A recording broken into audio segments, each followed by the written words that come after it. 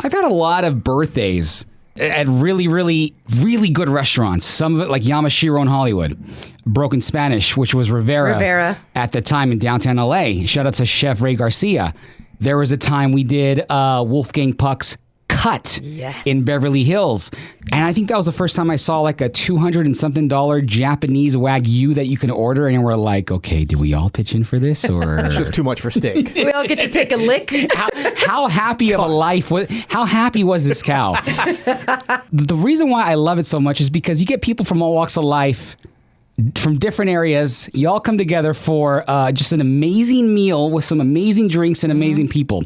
And one of them was at Cut in Beverly Hills. You were there, Michelle. Yes. And I think that was the first time you came to one of my birthdays too, which is really special. He's on Radio Flyer podcast for the very first time. Give it up for JoJo on the radio. Yes. Hey, all right, yeah. Woo! But do you remember that day? I do recall that, because is that the place you were talking about where Russell Westbrook was outside? Yes, that's the one. Okay. Which I forget that. I totally forget that part. But yeah, a $210. Look, I love a good restaurant. Yeah. And I spend probably everybody has their weak points where they spend too much money on something. Right. I don't club unless I'm getting paid. Right. Good idea. If you want to pay me, that's great. But or you get specially invited by Afrojack, which Graham and we were there for that. Oh, okay. I like those things. Those are fun, But we can get into all this stuff. But man, I spend way too much money probably at restaurants.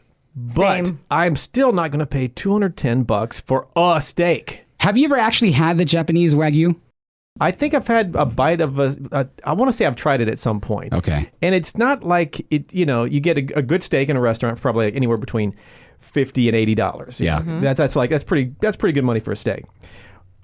And if you taste the $210 steak, I'm guessing it's not going to be. You're not going to go, wow, that's $90 difference, or what the math is terrible. $100 difference. But that's the thing we have in common is that we love good restaurants and good food because there's something special about that. It's I feel so comfortable and in my element when I'm at a dinner. Yeah. I don't know what it is. There's the microphone and then there's a good restaurant and I'm just so comfy. Yeah, 100%. And by the way, like I mentioned, I'm not a clubber, unless I'm getting paid. But drop that in again.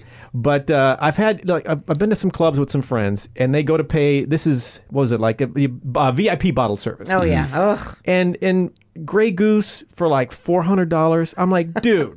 You can get it for like $25. $25 at the grocery store. You can easily spend $300-$400 now at a club. Yeah. But why But not? it's stupid spending. Like I'd rather spend $210 on a great steak in a nice restaurant than be crammed in a VIP booth, which I don't feel so VIP-ish at anyway. Most of the throwing your fist up in the air. throw my fist in the air, and you this $400 or $500 bottle of Grey Goose. Right. You're going to get like 2 drinks out of that because everybody else is going in because everybody else didn't pay anything is going to jump on there. Right. And $400 for that has always driven me crazy. Mastro's is going to be worth it. I'm thinking about the times we were at Mastro's, which is multiple times, and I was thinking about I love the Mastro's. steak, and we were debating at some point. Ruth Chris, Mastro's.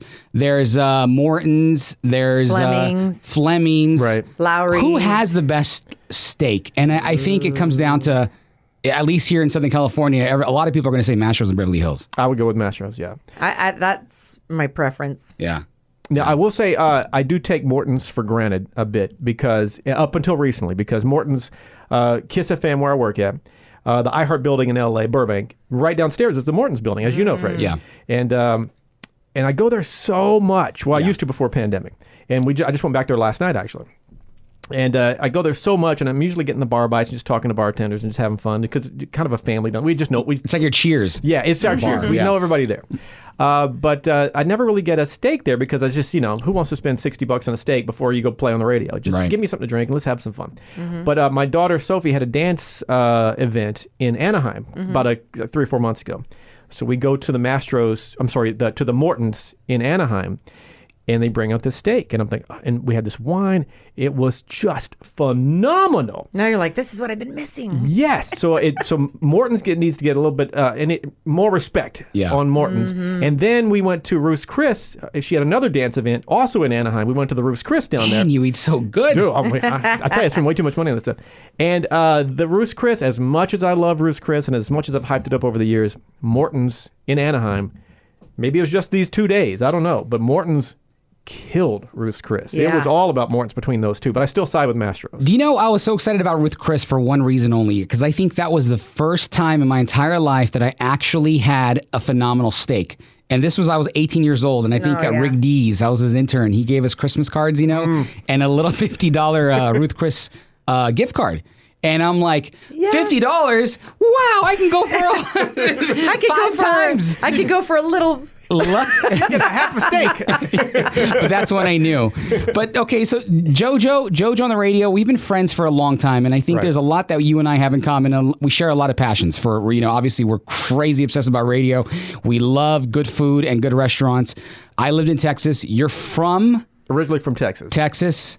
I'm from Port Arthur. I was born in Port Arthur, which is almost to the Louisiana border. But we lived in a city. She lives in a city called Baytown. And Baytown is just a little bit, I think, east of Houston. I think, yeah. Okay. We live, she lives just east of Houston. And I grew up in Texas. And I mean, in the sticks, man. We grew up, my grandfather had some land, and he had a mobile home, and we lived in a mobile home right next to his. We were in the sticks, man. And cows and a couple of horses, and I raised a pig for the FFA, or FFA, Future Farmers of America, which is what that stands for. Oh, wow. So I had a pig, and you raise the pig, and you sell the pig, and I was so emotional because you sell the pig to get pigs turns into bacon. I mean, do you get attached and he was to the... your pet. Yeah, you get super attached to these, and it just crushed me. So I couldn't go on doing that. You realize that the farming industry was not for you. No, I think for a while as a kid, just that's what my dad did. My dad also was a cop. And part of me wanted to be in the rodeo world. This is when I was really young. I wanted to be a bull rider as a kid. Oh, my goodness. And I think I would have been, honestly, and granted, you can put your mind to it and be whatever you want to be. So there's that. But I think I would have been really good at bull riding. Because I was little, I could ride, but I think I would have been injured to no end, because I broke my arm in a radio studio once. There's no cow chasing me. But bull riding specifically, it scared me to death. It's a rodeo event that I still watch today. But man, it's frightening. It's an extreme sport. It's like skateboarding, but the skateboard comes to chase you around and wants to kill you when you fall off. Yeah. And I think as a kid, I wanted to be a bull rider. One of my posters on my wall, aside from Michael Jackson, was that's another story. Oh my God! But there's a bull rider named Don Gay, who was from I forget what, somewhere in Texas, and he was just, and it was a sport for short guys, because shorter guys have better balance, right, when it comes to like big giant bull riders. It's like the horse jockeys. Yeah, exactly. Yes. I had a guy approach my dad who wanted me to train his horses back, because he had race horses, and he had a track. He would just run them just for exercise, and he wanted me to be one of his trainers. That sounds like fun. My dad said no, because if they take a stumble and you're going so fast, dude, you are roast. So same thing with bull riding. He wouldn't let me do that. I mean, granted, I would do the little. I had the bucking barrel outside the house where you strap a rope on the barrel, and we put garage door springs on it. And your friend would yank it, and you would go flying. I had stitches over one of my eyes because I flew up and hit this chain from the barrel. Ooh. Oh my gosh! Of course, back to the hospital, and But that's my life in Texas. What kind of kid were you in school? Super shy. Really? I'm still shy, and some people don't get that, But I'm super shy. Are you naturally an introvert? Yep, 100%. I think a lot of us are, though. That's not as uncommon as I thought in like a radio or a performance sense. Yeah. But you find your outlet. That's why I love radio so much. It's your chance to speak. Right. It's your chance to do what you do and get everything out.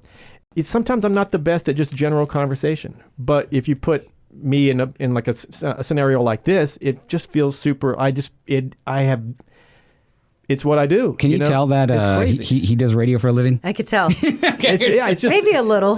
I think I heard of this guy. It's just such a. Why is Freddie walking around? What's he doing? He's turning the light on. Okay, there we go. Oh, I didn't even notice that. Oh, you know why? Because we had the light coming in from here. I thought he's gonna is he gonna prank me this part of the show? He was like, oh shoot, what's gonna happen? We have another curtain. God, you're such a natural though. It's like an automatic Why is Freddie switch. going?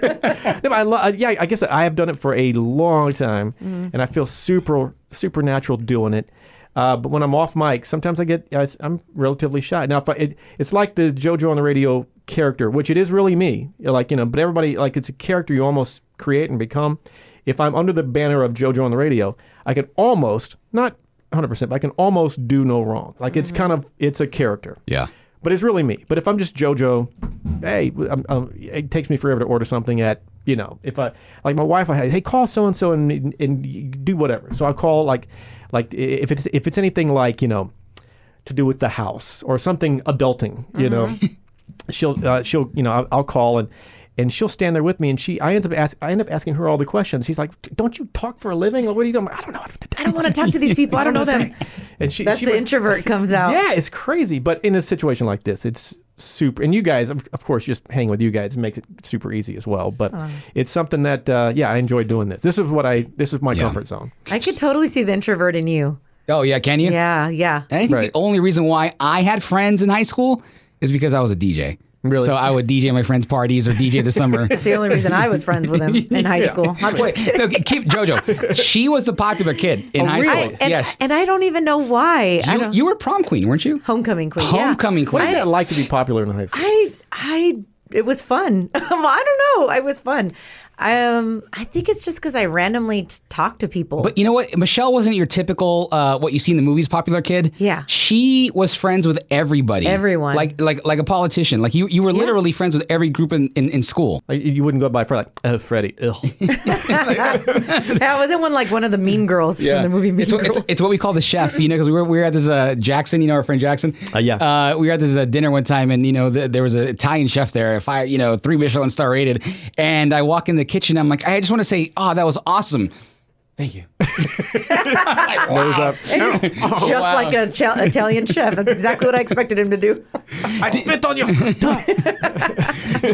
Did you think high school was okay, or did you absolutely hate it? I hated it, high school, but what did you think? I was just, it was, I was ready to go when it was time to get out. I was, not that I wouldn't say I had a good time in high school, but I didn't have a bad, I was just such a quiet kid.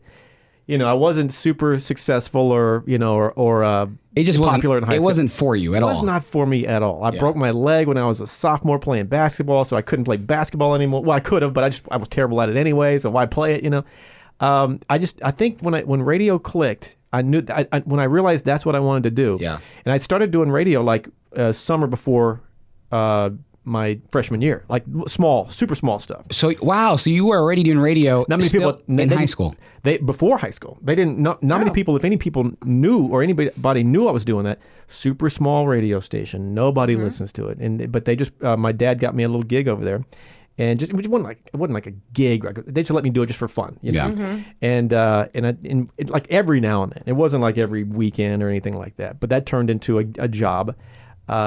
That I really just enjoyed. It was AM 1360 KBUK.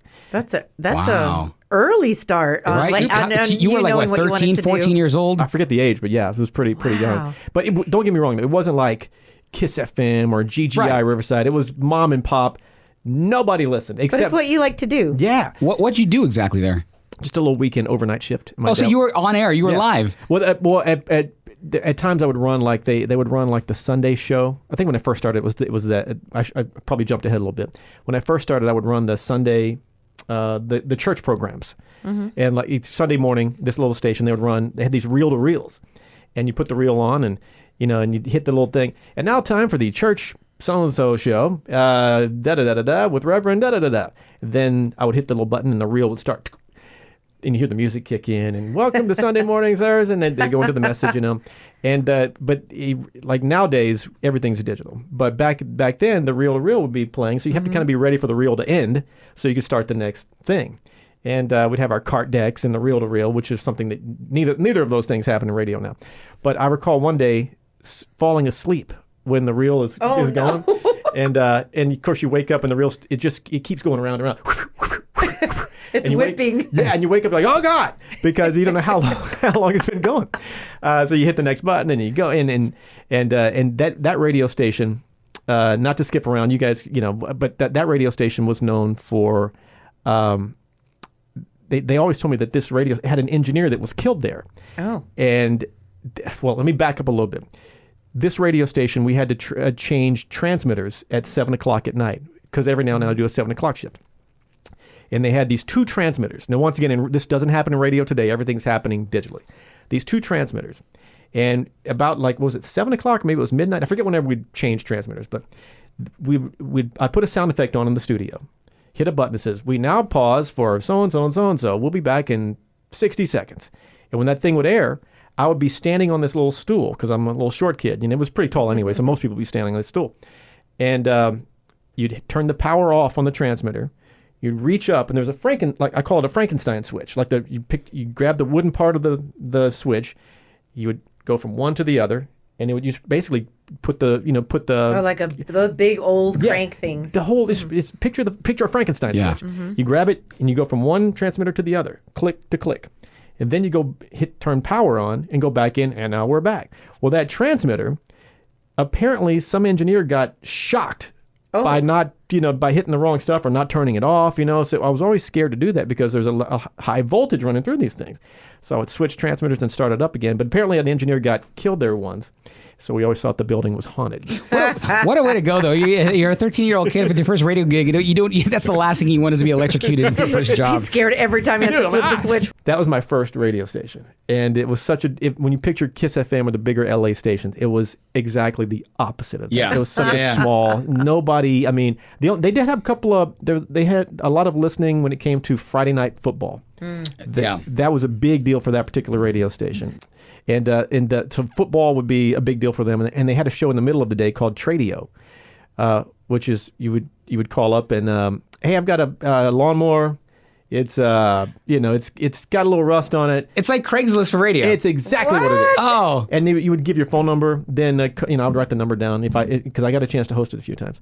And then somebody would call 10 people later. Hey, who was that lawnmower with the? Oh yeah, that was Jimmy. He's selling. Here's the number. So. And that's how people would sell and trade stuff. And these little old ladies would bring you pies every now and then because it's like super old, listening audience. And those are the two programs on that radio station that really did well. What did the parents think of you on the radio? They then. Oh, my dad thought it was. He's like, oh my God, my mom and dad were like, oh, that's my son on the radio. That's awesome. Did they listen? Yeah, they did. Well, so they said. But it was just it was I guess they were just proud, I could have been doing anything. They'd have been proud of me. That's my son mowing the grass. Yeah, good. But they thought it was pretty cool. And I think they still get a kick up. They're super used to it now, obviously. Mm-hmm. But they thought it was cool that I was on the radio, and they would bring me, I know they drove me one point for a radio interview, like in some part of Texas, I forget where, but like an hour or so away.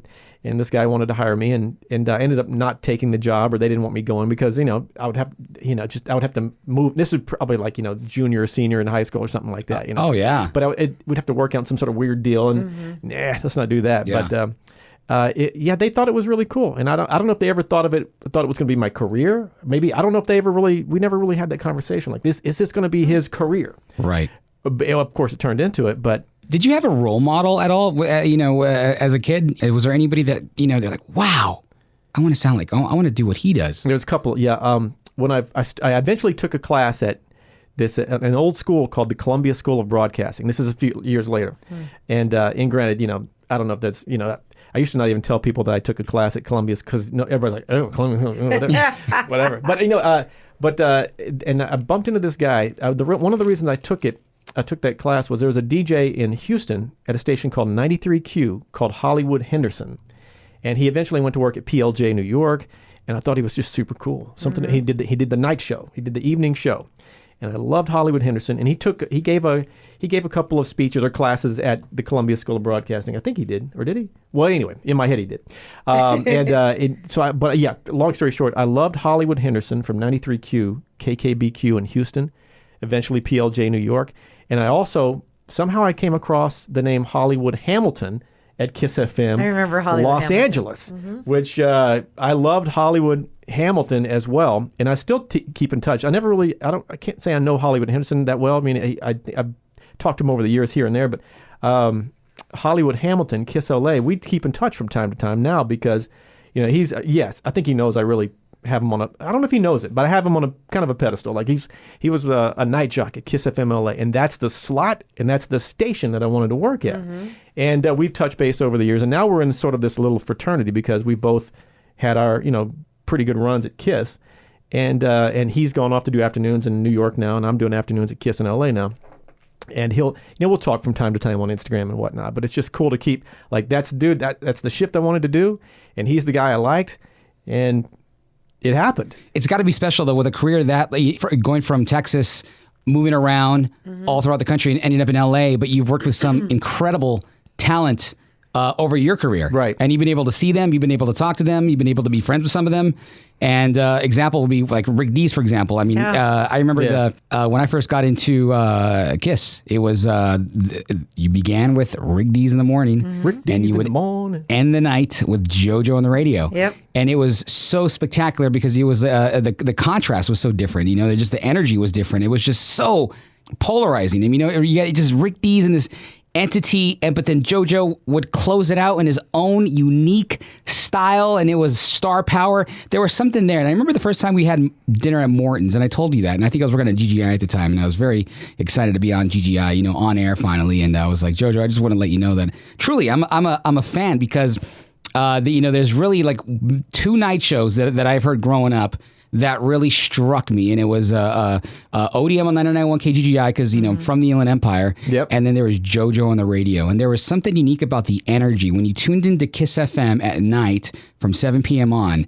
It was like everybody was tuned into this show, and it was like the energy of a party without it sounding like a party. There was something magical that you did that it's hard to describe in words, but it sounded like there was a lot going on, and I didn't want to miss out on your next talk break because there was just something happening, and it's so fast paced, and I'm like, that's what I want to do. Wow. How do I respond to that? Thank you. You've told me that before, and I really, really appreciate that. That was my goal, is to make sure that when somebody, like, well, first of all, when you said me and Rick Dees to work at the same station that Rick Dees is at, it's just mind-bending because Rick Dees was such a, he's Rick Dees. Yeah. And to meet him for the first time was just, cool and odd. And it was just, his voice, he sounded like he did in person on the air, Rick Dees, but to work at the same station as Rick Dees was nuts. But my goal was to not, because I noticed a lot of the other jocks would, a couple of things I noticed coming into LA. At KISS, I noticed at the time, a lot of the jocks kind of sounded like Rick Dees. Like they all, if you get to a station, they all maybe kind of morph into that, you kind of accidentally sound like Rick Dees. Not exactly, but that the pacing and the big voice and and I was determined not to sound like Rick Dees because, and not that I didn't love and worship Rick Dees, but I just wanted to make it sound, it had to be completely different. Because I didn't want to fall into it's just, that's how they sound. I wanted to do my own thing and carve my own niche. And I did that, intently because I couldn't sound like him. I remember giving Rick Dees my first air check, and I think I was like, Cyber Station 103, it's Freddie Rivera. And I'm like, oh God, but it's so easy to fall into that category because you obviously hear the talent and they're super successful. Why wouldn't you want to shape your sound to be like that? But it's very rare that somebody comes along and says, that's, he's doing his thing. I want to do my thing. And that's crucial to do that. I kind of did what you did for a while where I loved Hollywood Hamilton and Hollywood Henderson. So a couple of radio stations prior, I used the name Hollywood. Just because I just love that name. Like, I want to do my own version of that. Because I'm in Hollywood. Yeah, but I did it, not in Hollywood. I did it wherever I was. And after I did it, I'm like, man, I can't do this anymore. This is just because I'm becoming, their little, not that I was doing what they did, per se. I took some things from them, of course. You're always influenced. But I just didn't want to. You got to do you. Yeah. Otherwise, you're not going to ever go anywhere. They're already there. You want to be someone you are. 100%. And so first of all, when the name the name JoJo was kind of given to me in a weird way in Anaheim. I started to work at KEZY in Anaheim. This is, I forget the years, but the name JoJo started to click because I forget who gave me the name, but my dad used to call me Joe. So for me to be called JoJo made complete sense. Yeah. But it didn't happen because my dad called me JoJo. It just sort of, it's almost like I was destined to be called JoJo. It was meant to be, yeah. Yeah. But when I got to San Francisco, and I used to say the name JoJo on the radio, just because it just kind of fell out of my mouth. But it wasn't, I didn't realize that was my brand, or that was a brand, until I worked in San Francisco years later. And this lady comes up to me holding her kid. This kid was about 2 years old. And this lady comes up to she goes, do imitate Man Cow. And then he had this slogan like, love you, love your show, or something like that. I'm like, oh, cool, kid. Let's go. And she goes, imitate JoJo. And this little kid goes, JoJo on the radio. Oh. And I had that like, oh, that's cute. Then it hit me like, you could almost see the light bulb over my head, like, ting, ting. Like, that's it. Yeah. And from that moment forward, I hammered the name JoJo on the radio to death. Had sweepers made, everything, just JoJo on the radio.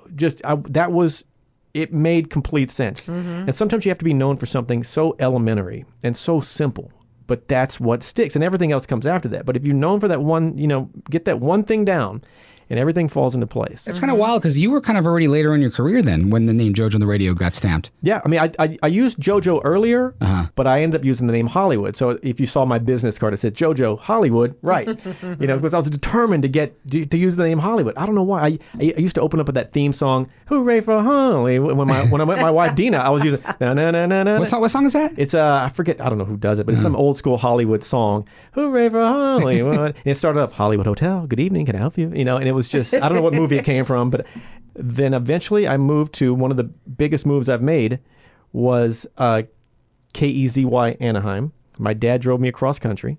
Then I went to CKZ in Charlotte, WCKZ in Charlotte, and that's where I really got into the kind of the big top 40 game. KEZY is a big station, and it's because Anaheim's a big market-ish, but it's also an LA umbrella. Right. So, you get good experience, but let's be honest, Kiss FM was beating me in Anaheim.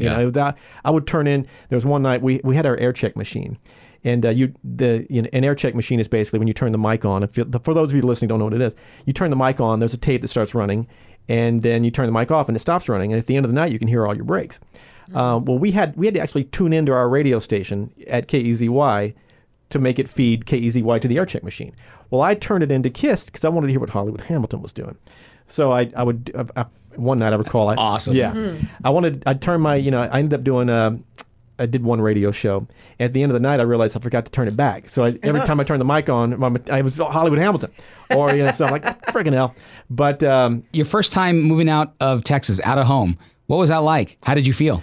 It was scary. I mean, just going from the sticks to like big city.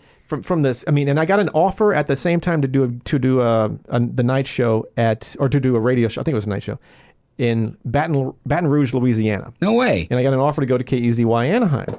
So I wrote a note to one of my mentors, Hollywood Henderson, who at the time was in New York. I said, "What should I do? What would you do?" He goes, "You need to start slow and get the experience. Go to Baton Rouge." So, of course, I moved to Anaheim. I'm like... Why start slow? I'm going to start slow. Like, what the heck, dude? Get out of here with this stuff, I love them, but I'm like, no, I'm going to Anaheim. It's like your own heart just driving you. It's like, why even ask? Yeah, I know. I was hoping he would say what I was thinking, but when he didn't say it, I'm like, nah, I'm just going to Anaheim. You just needed to talk it out. Yeah, I'm like, fine. And but keep in mind, some of these stations were only like 6-month runs, 9-month, a year run, that type thing. So I've been at Kiss FM forever. 20 plus years. But when I'm talking these stations, these are short, quick stints. Yeah. I was ready to move and go. How long were you in Charlotte? About a year and a half. Total. Okay, so it was a good little while. That was a good little, because I was there for about a year and a half. So that was a nice stay there. Yeah. But when I went to Charlotte, I met Dina. I met my wife Dina. But we ended up, we never did really date when I was there. That's another story altogether. Oh my God. But finally, when I left Charlotte, in this one calendar year, like like January, I was still in Charlotte, left Charlotte to go to Dallas, KHYI, which was Y95 or Power 95, they called it at the time. Stayed there for about 6 months. Then I went to San Francisco in that same calendar year. So start of the year in Charlotte, the tail end of my Charlotte run, Dallas, boom, San Francisco. Okay, that's so a big market. So 1 year. A lot of moves in really kind of a short time span, but a lot of markets. That's got to be something. I mean, you obviously have to have a passion for what you do to be moving like that and by yourself for the most part, right? Totally. It's scary. Because you and your wife didn't get married until after. Was it after? Yeah, we didn't get married until San Francisco. And I got married to her just before we came to L.A. Yeah, so I used to tell people that I didn't tell people I was married when I was in LA. Like, yeah, we're because I wanted to be the cool night jock. I don't know why I did that, but we were married before I got to LA. And I had somebody call me the other day. Hey, I met you in so and so before you were married, And I'm thinking in my head, no, you didn't. I didn't say that, but Dina went along with it because you have to. I felt like I had to kind of play it up a little bit, just not that I never hooked up with anybody, nothing like that. I was super, and continue to be super devoted to Dina, but I didn't say that stuff on the radio. Mm-hmm. So I don't know why. I was a dumb kid. Who knows? What do you think all that moving around in such a short time span? What do you think it did to you? As far as your maturity or just your mindset or your skill set? I think, well, first of all, just working at different radio stations, you pick up something from everybody. And some stations you pick up a lot of stuff, some stations you pick up nothing, and you make connections. And the connections I had in Charlotte are what eventually got me to San Francisco. There was a consultant named Jerry Clifton, who's a pretty famous radio consultant at the time. I'm not sure what he's doing now. But he called me up one day and said, hey, do you want to come? What are your thoughts on San Francisco? So I ended up going to San Fran, and that turned into, even though I was only in San Francisco total about it maybe 2 years. But, if for people that know my radio history, most of them will probably think that I was there a lot longer. But I went to San Francisco, then got fired, went to Philly, stayed there about 4 or 5 months. Okay, hold on. We got to ask. Yeah. How or why did you get fired? I was in Philly. I'm sorry, I was in San Francisco. San Francisco. And a PD hired me. His name was Bob Mitchell. He hired me to come to San Francisco. And, we were trying, it's a startup radio station. It was Wild 107, which is now Wild 94.9 in San Francisco. Mm-hmm. When I first got there, it was called KSOL, kind of an urban kind of, vibe, I wouldn't call it hip hop per se, but, R&B, so to speak, R&B pop, I guess. Mm-hmm.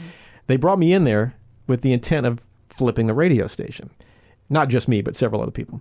But they brought me in, and they were going to do this flip to Wild 107, which they did, and it launched good. And I guess we were trucking along trying to fight with the heritage station up there, KMEL. KMEL's been there forever, And I guess the PD, Bob, either left. I don't know why he left. But when he left, they brought in, a few other people, and this one guy, I guess, just didn't like me, and he just didn't think I was the dude, But I went on vacation once to L.A. Oh, I always hear this story. It's always about vacation, isn't it? Oh, no. Vacation's I go on vacation to L.A. because I love L.A. I wanted to be in L.A. the whole time. That's awesome. Everything was about L.A. Hollywood. Yeah, because I was Hollywood. Yeah, I wanted to be in L.A. so bad, just because L.A. is where I just love L.A. What can I say? We all do. It's amazing. But I got a call from my friend who was listening to Wild when I was on vacation. And he goes, hey, dude, did you get fired? I'm like, what? He goes, no, what do you mean? He goes, well, these new jocks they just signed on, and they have all new sweepers and features and stuff. And normally when somebody fills in for you, they do your features. It's like, hey, I'm in for JoJo on the radio, or if I'm filling, whatever. And I'm like, wait a minute, what? So. And the two jocks that were on, it's like these guys are, friends of mine. It wasn't their fault. They just got an opportunity. Yeah. They called themselves Two Fat Latins. And one of them was Victor Saragosa. Oh, yeah. I love Victor. He's the greatest dude ever. Nothing to do with him. He's a great guy.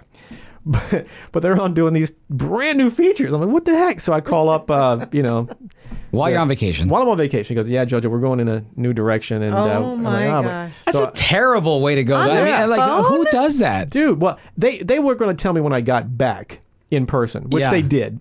But I just called them. What the? It's guys, give it to me. What's going on? Yeah. So they fired me, and it turns out when they fired me, this was my little, I guess my one little thing that I clung to at the time. They fired me, gave me a severance. I didn't have a contract, and they gave me a severance. A little bit of cash, and then they gave me my ratings bonus for being number one. I was the first jock to hit number one after we flipped that to the new station, And you think that would matter? You think it would matter? They got rid of me after I got number one? I'm like, I got number one? What? Wow. So they fired me, So I ended up, I took a gig shortly after that, went a couple of weeks, with no gig.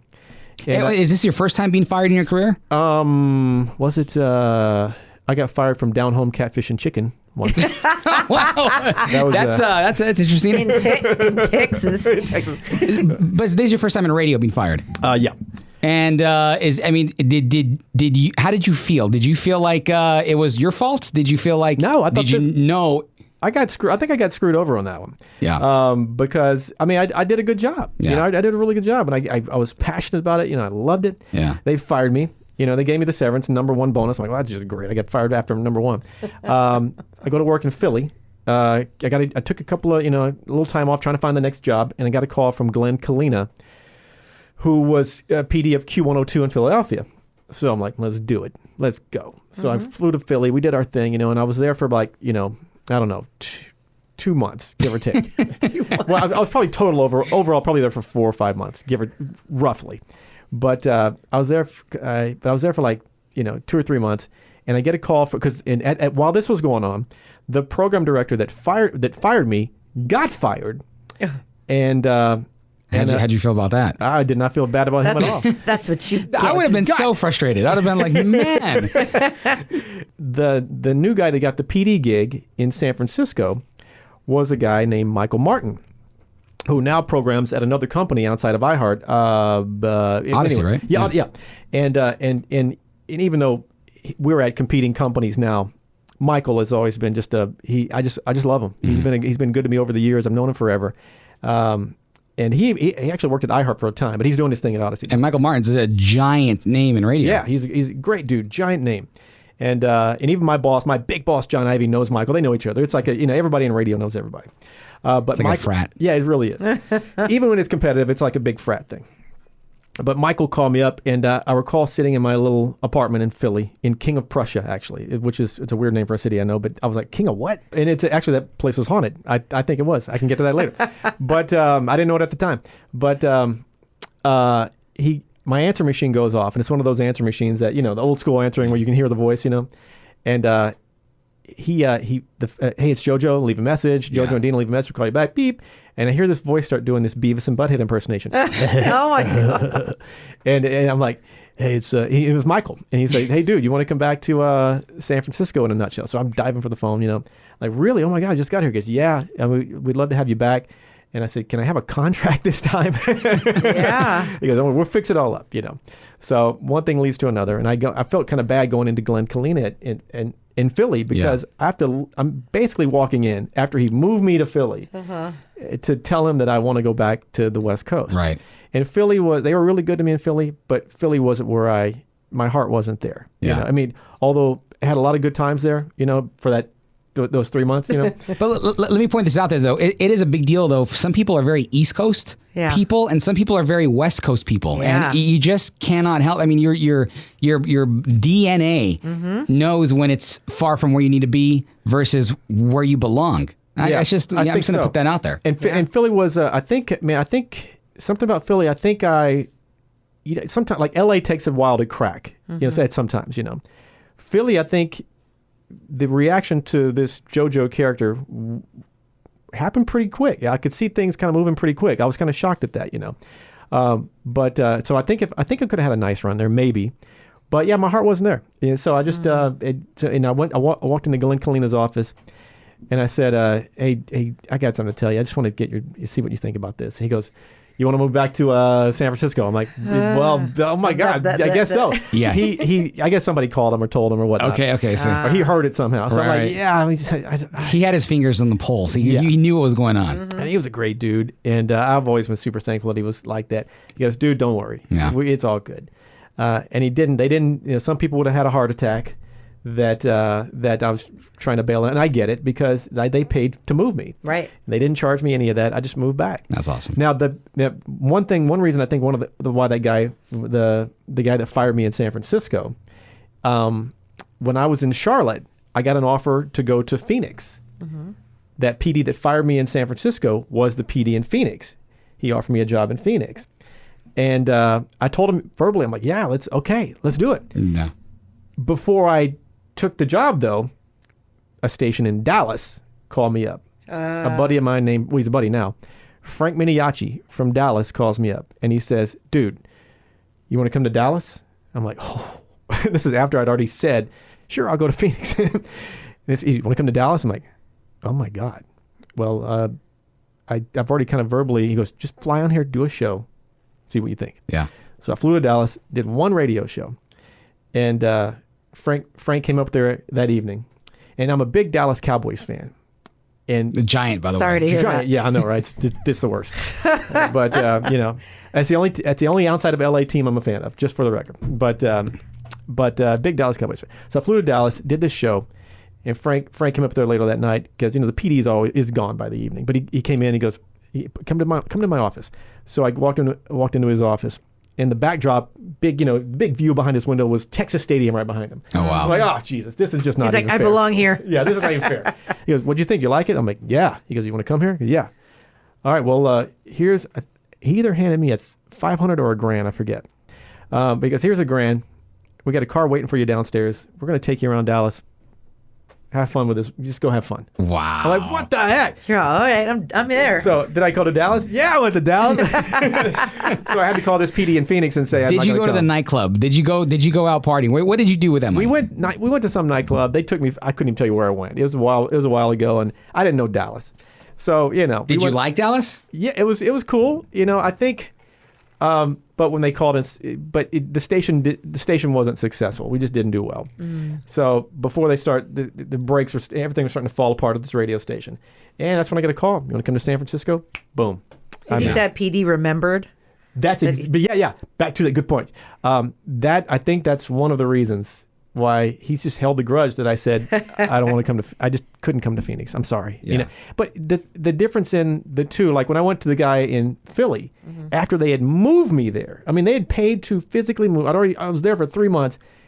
They understood. But the Phoenix thing, when they didn't pay to move. They didn't do anything. The only thing they had done was they had some sweepers already made up, like da Phoenix, it's JoJo on the radio, whatever it was, which cost them nothing to do. I mean, at the time I was like, oh my God, they made me sweepers. A couple hours of work. Yeah, that's about it was nothing. But at the time I thought, oh my God, they already made me sweepers. Older now, like that was like, yeah, like Freddie said, a couple hours work. You're a genuine guy. I felt bad. Yeah. But looking back, I'm like, I don't feel bad at all not going now because it was the right move. And for them to hold a grudge for making sweepers, get out of here. Okay, so hold on. Now you're in, what is it, market number 4, San Francisco? Market 4, San Francisco. How you feeling? I am excited. And this is when I really started doing, not that I haven't done interviews before, and creep all this other stuff, everything I've talked about, that was a short period of time. All of it together was not that long. When I get to San Francisco, that's when things start happening in me interviewing people. And one of my first interviews, we had a thing called Bay Area Home Jams. And I was fairly new to the interview thing, but it just started to happen. And one of my first interviews was E40 and the Click. Oh, yeah. Not just E40, but E40 and the Click. Yeah. Hurricane. You can call me Hurricane. E40 came in, and it must have been like 20 of them. Of course. And like Sugar T was, oh, tell me where to go. E40. He comes in and like, is Sugar T ever called? I think that's his sister, I believe, and the whole crew. And it was intimidating, super intimidating, because I'm just a little short nerd. And these super cool giant family comes in, and they couldn't have been nicer. They were just the nicest. So I record this interview in Bay Area Home Jams and da-da-da-da.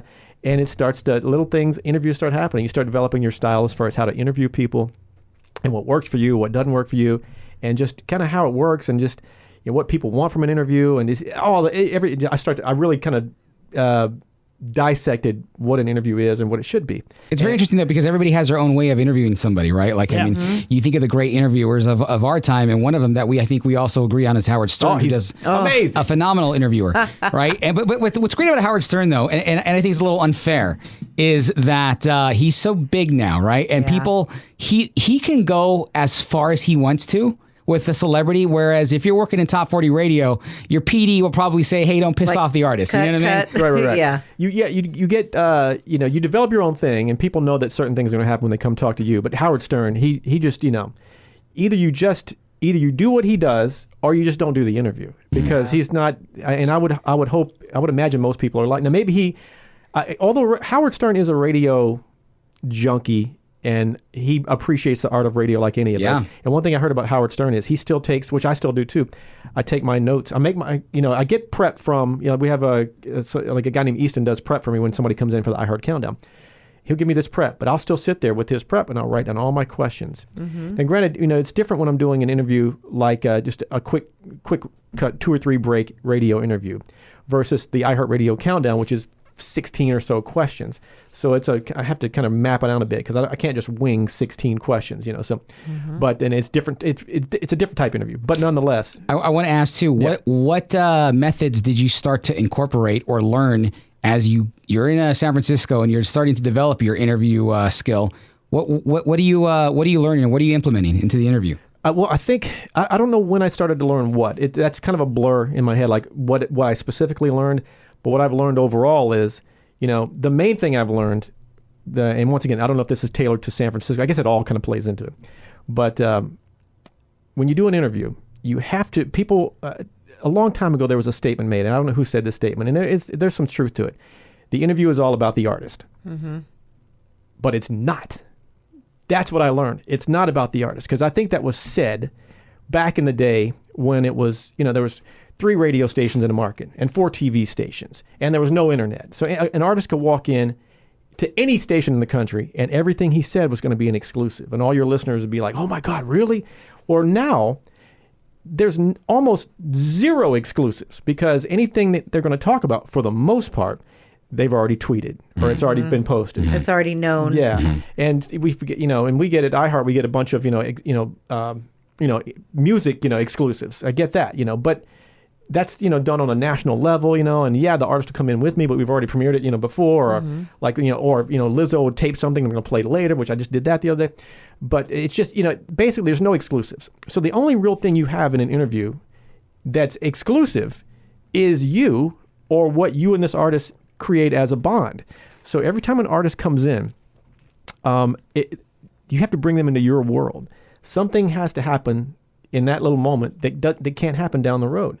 Otherwise, you're just a random voice doing a brown bag interview, which a brown bag interview means basically, sometimes people do interviews like on the red carpet, and they'll take the interviewer's voice out and they'll just put the send it to radio stations all around. They'll just put their questions in there.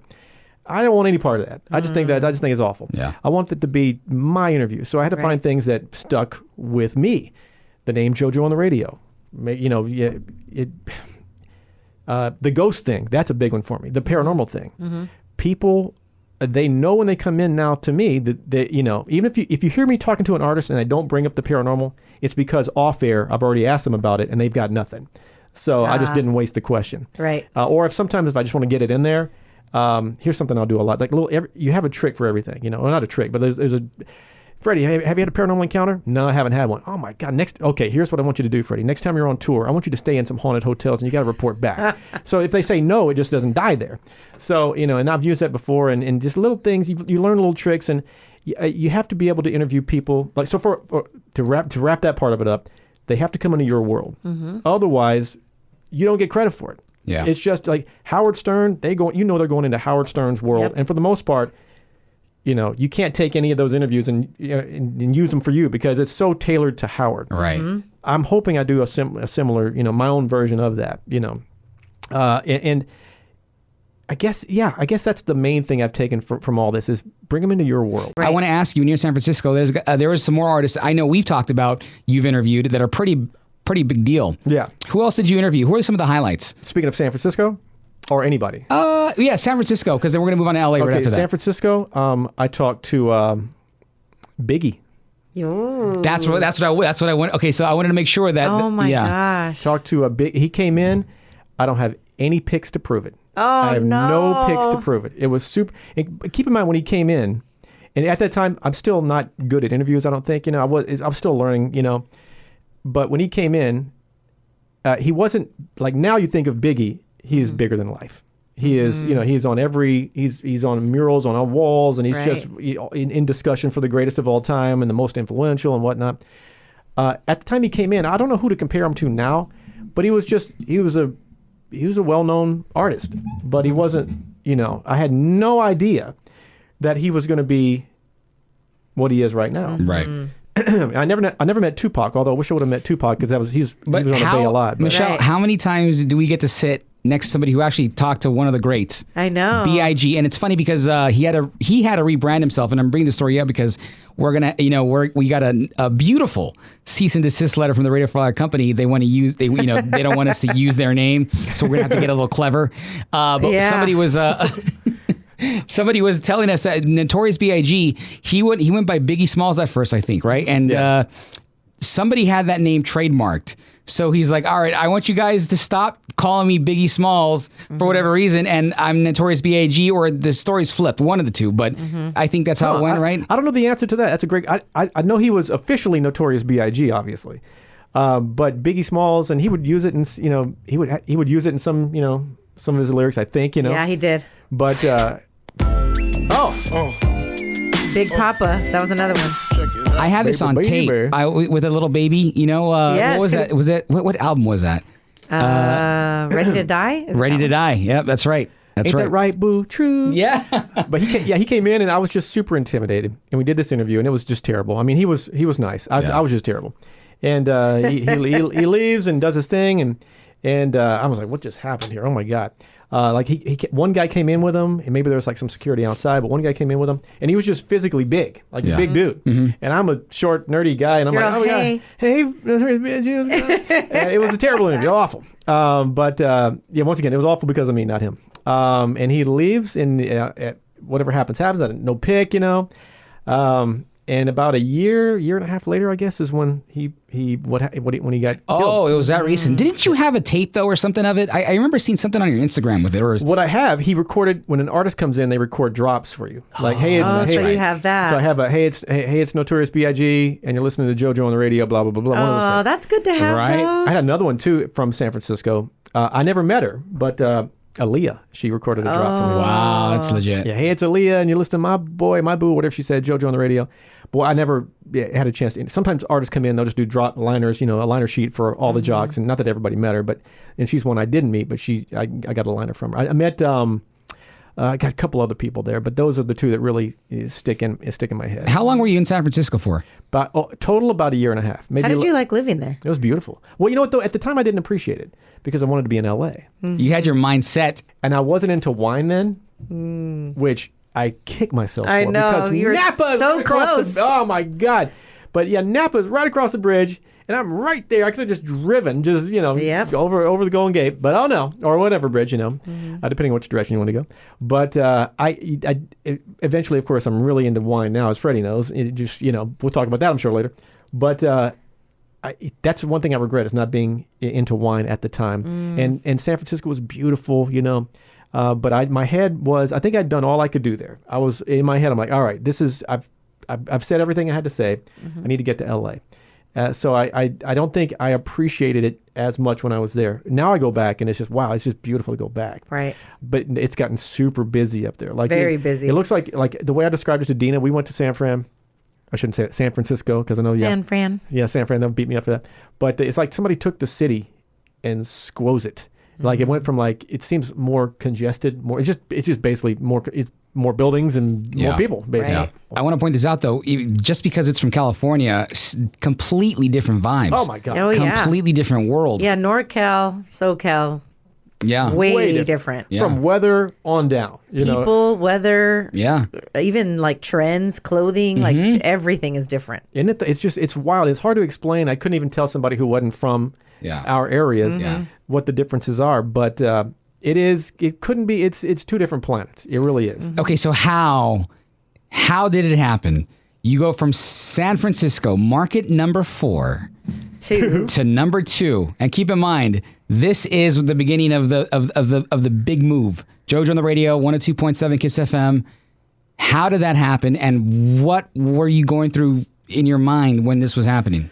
It wasn't super dramatic. Normally, I would think you get this big offer. I'm going to L.A.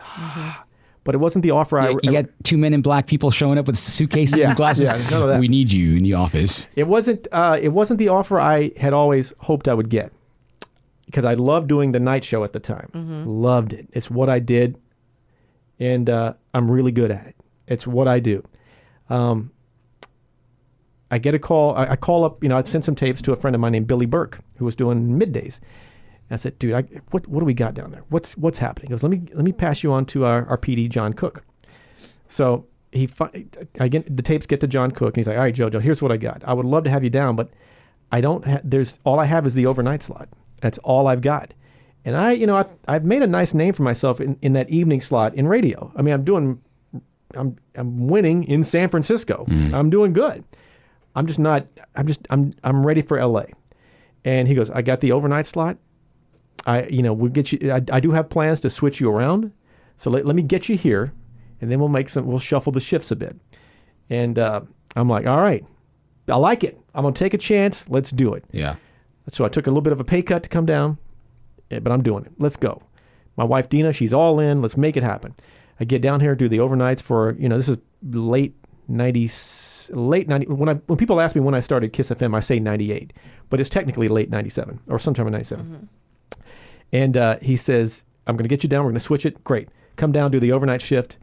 I'm bored out of my skull. I'm just bored, because it's just, but I'm doing it because I... But you say bored, but you mean like, do you feel like you, at that time, made the wrong decision, or how did you feel? I just, I knew I made the right decision. Well, I thought I did at the time because, and some things take time. And Valentine was doing the evening slot at the time. I was under the impression they were probably going to move him to afternoons, Mm-hmm. What else is going to happen? I didn't know. But I get down doing the overnight slot, and then John Cook, the PD that tells me that he's going to switch me, mm-hmm. he gets fired. Uh-oh. So now that's when I start thinking, I think I made the wrong decision. Because even though I'm in LA at the great Kiss FM, I have a chance right now to be stuck doing overnights for the rest of my life. He was the one who was going to switch you. Yeah, he's the one that's going to switch me. Like, And you're live too doing overnights, right? Yeah, live, nothing taped, everything live. Yeah. I'm like, man, this is just freaking great. So what am I going to do? Do I start searching for a gig outside of Kiss? Yeah. What do I do? One thing leads to another, and the new PD comes in, Dan Kiley, who I never met Dan, but he comes in, and Roy Laughlin played a role in this too. Roy Laughlin was the GM at the time, who was also Ellen K's husband, if you know Ellen K. Okay. He wasn't her husband at the time, but nonetheless, yeah. He had they did the switch, and Roy claims, and he's told me that, dude, I want you at nights. You're the one I want at nights. They moved Val to afternoons because of course he did great at afternoons. And I forget the other lineup changes and whatnot. But early 98, very beginning of 98 is when I started the, I think Jan 1st or whatever it was, nights on Kiss. When they made that's when they made that move. I'm like, all right, I am never letting this thing go. Yeah. I will never get complacent. I am sinking. I'm both feet in. I'm a dog on a bone. I will never, because I've seen some jocks come into LA and they get lazy. Mm-hmm. They get that like, oh, I've made it. Let me kick my feet up and smoke a cigar. Those are the guys that got fired. I will never let this thing go. I am going to run this thing, and that's all there is to it.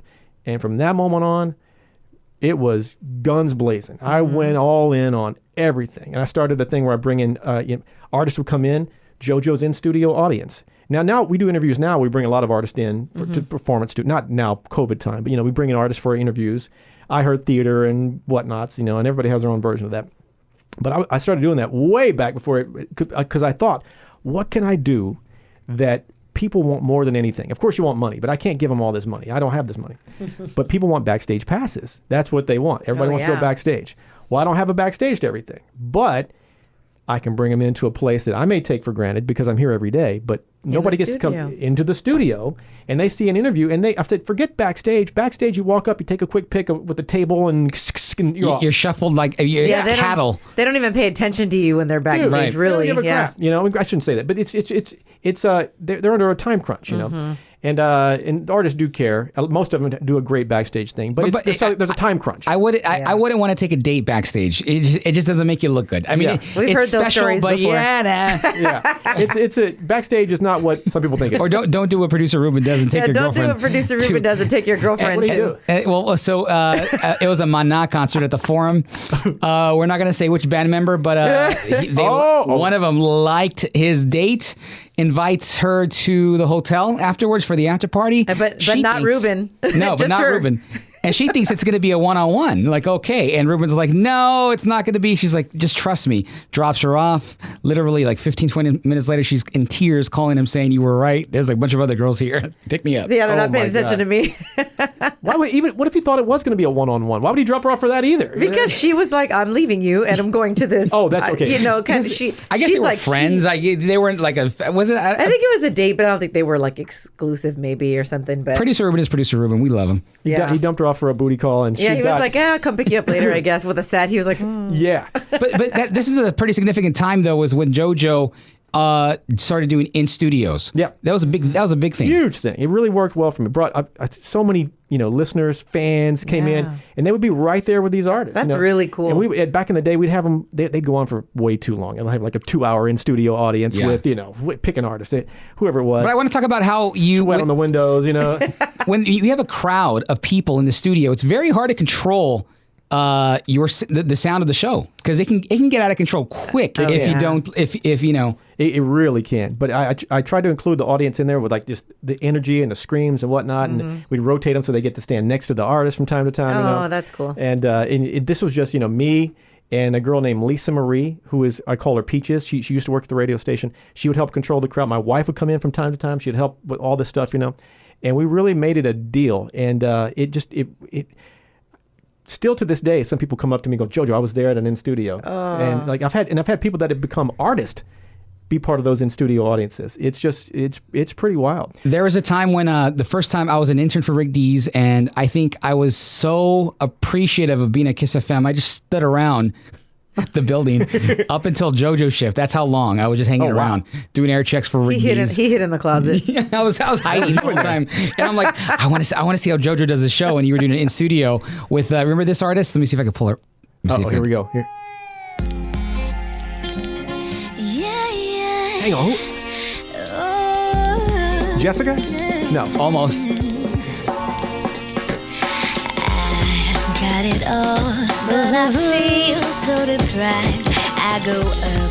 Ashley? Stacey Orico. Oh my God! Remember Stacey Orico? I do remember her. Can't get out of bed today. You had a crush on her, didn't you? Yes, I did. That's why he stood in there. That's why he stood in the studio. He knew she was coming over there. I want to see JoJo. I want to see how JoJo does with her. JoJo, you remember?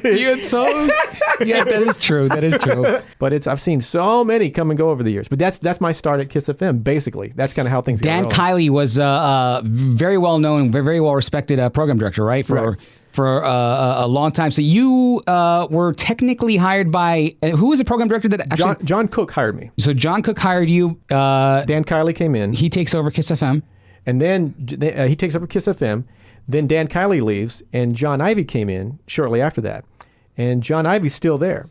And me and John, we are like an old married couple at this point. It's just, I think John loves telling our stories, because we've got, he'll yell at me for this and that, and I've done some stupid crap over the years, and he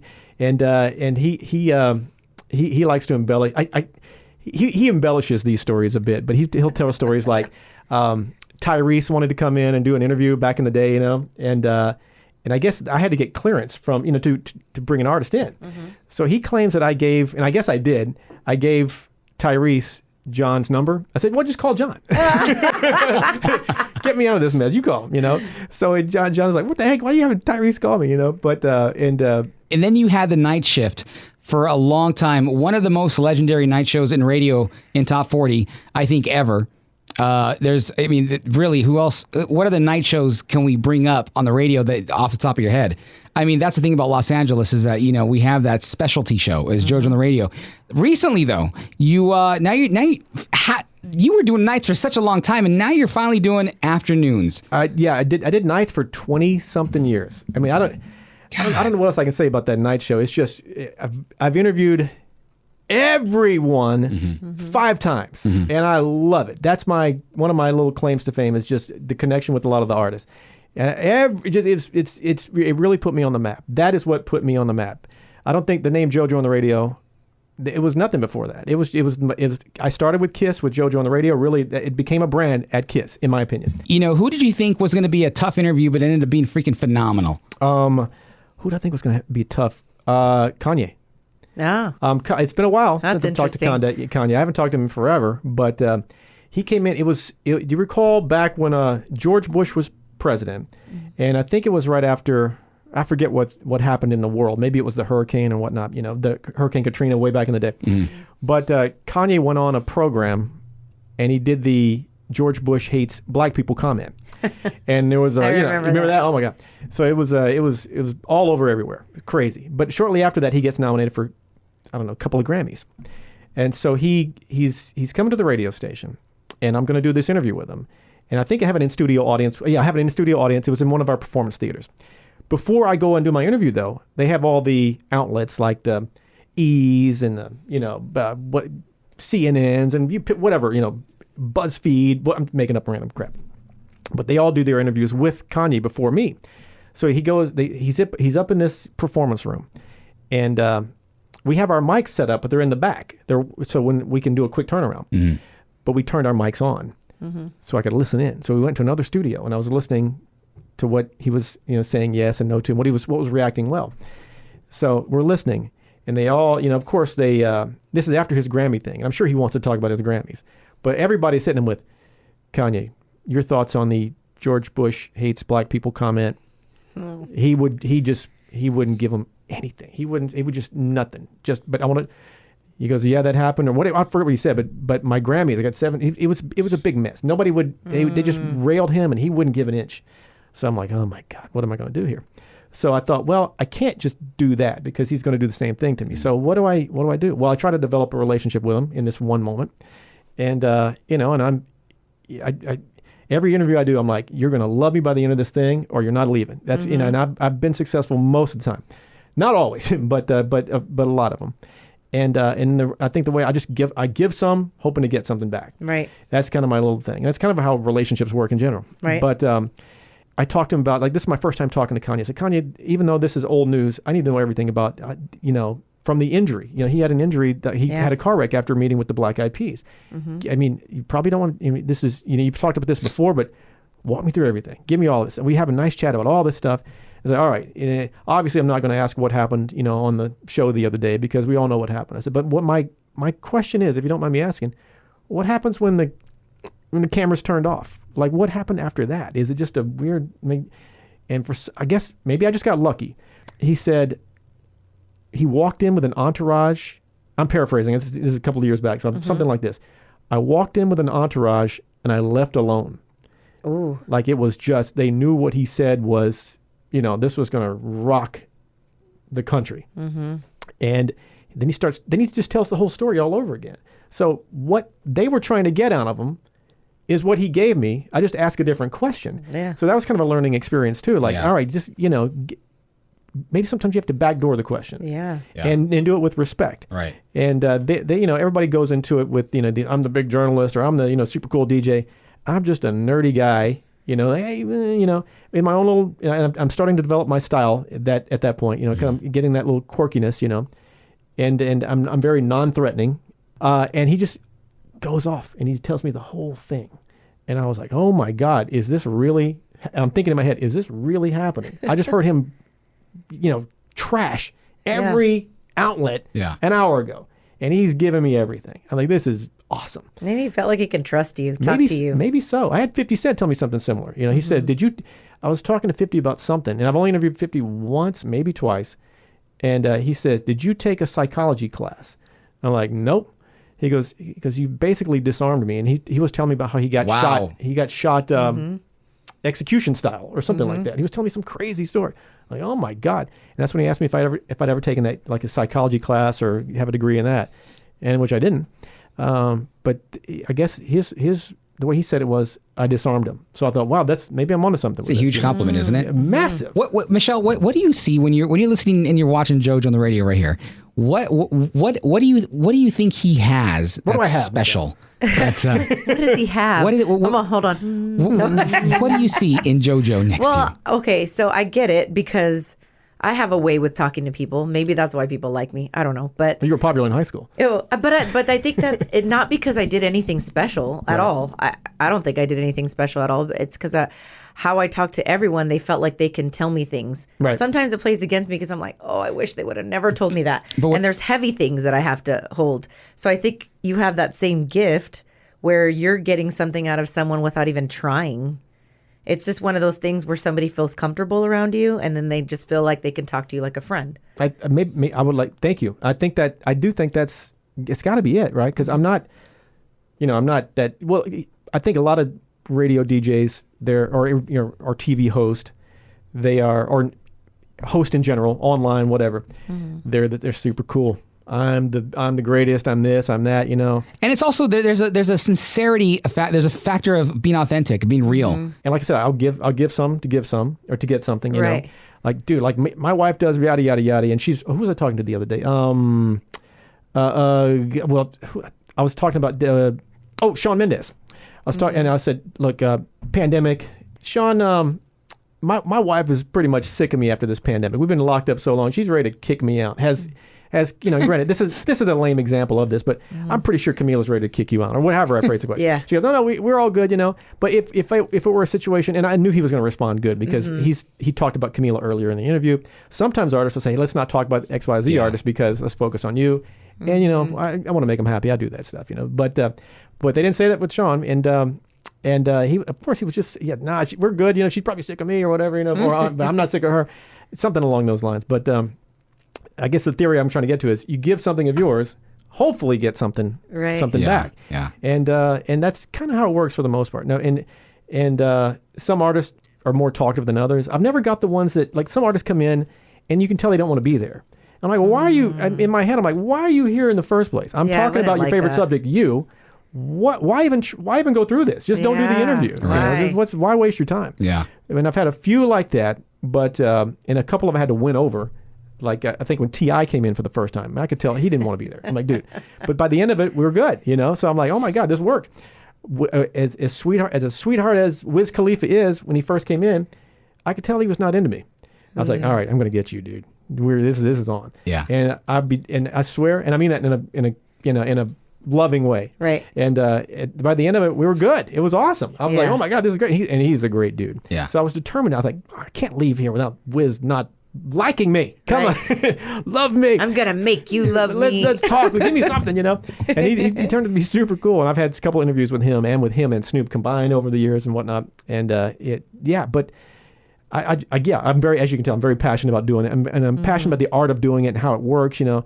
And it's also annoying when you see people do lame interviews that get a lot of credit for them. You know, like some people that just, you know, TikTok famous. You are terrible at what you do. You are just terrible. Your longevity at Kiss FM, why do you think you've been at Kiss so long? I think authentic. I am who I am. And if you are who you are above trends. If a certain thing that's happening, you know, if do this and you'll be cool. Yeah. Well, eventually it's not going to be cool, and then you're going down with the, you know. So you stay true to who you are. Find your niche, find your uniqueness, and market that. You know, I don't want to make it sound like a sales job, but you got to find out who you are and let everybody know. JoJo on the radio. Oh, by the way, I like Ghost. I love paranormal. All that, whatever it is.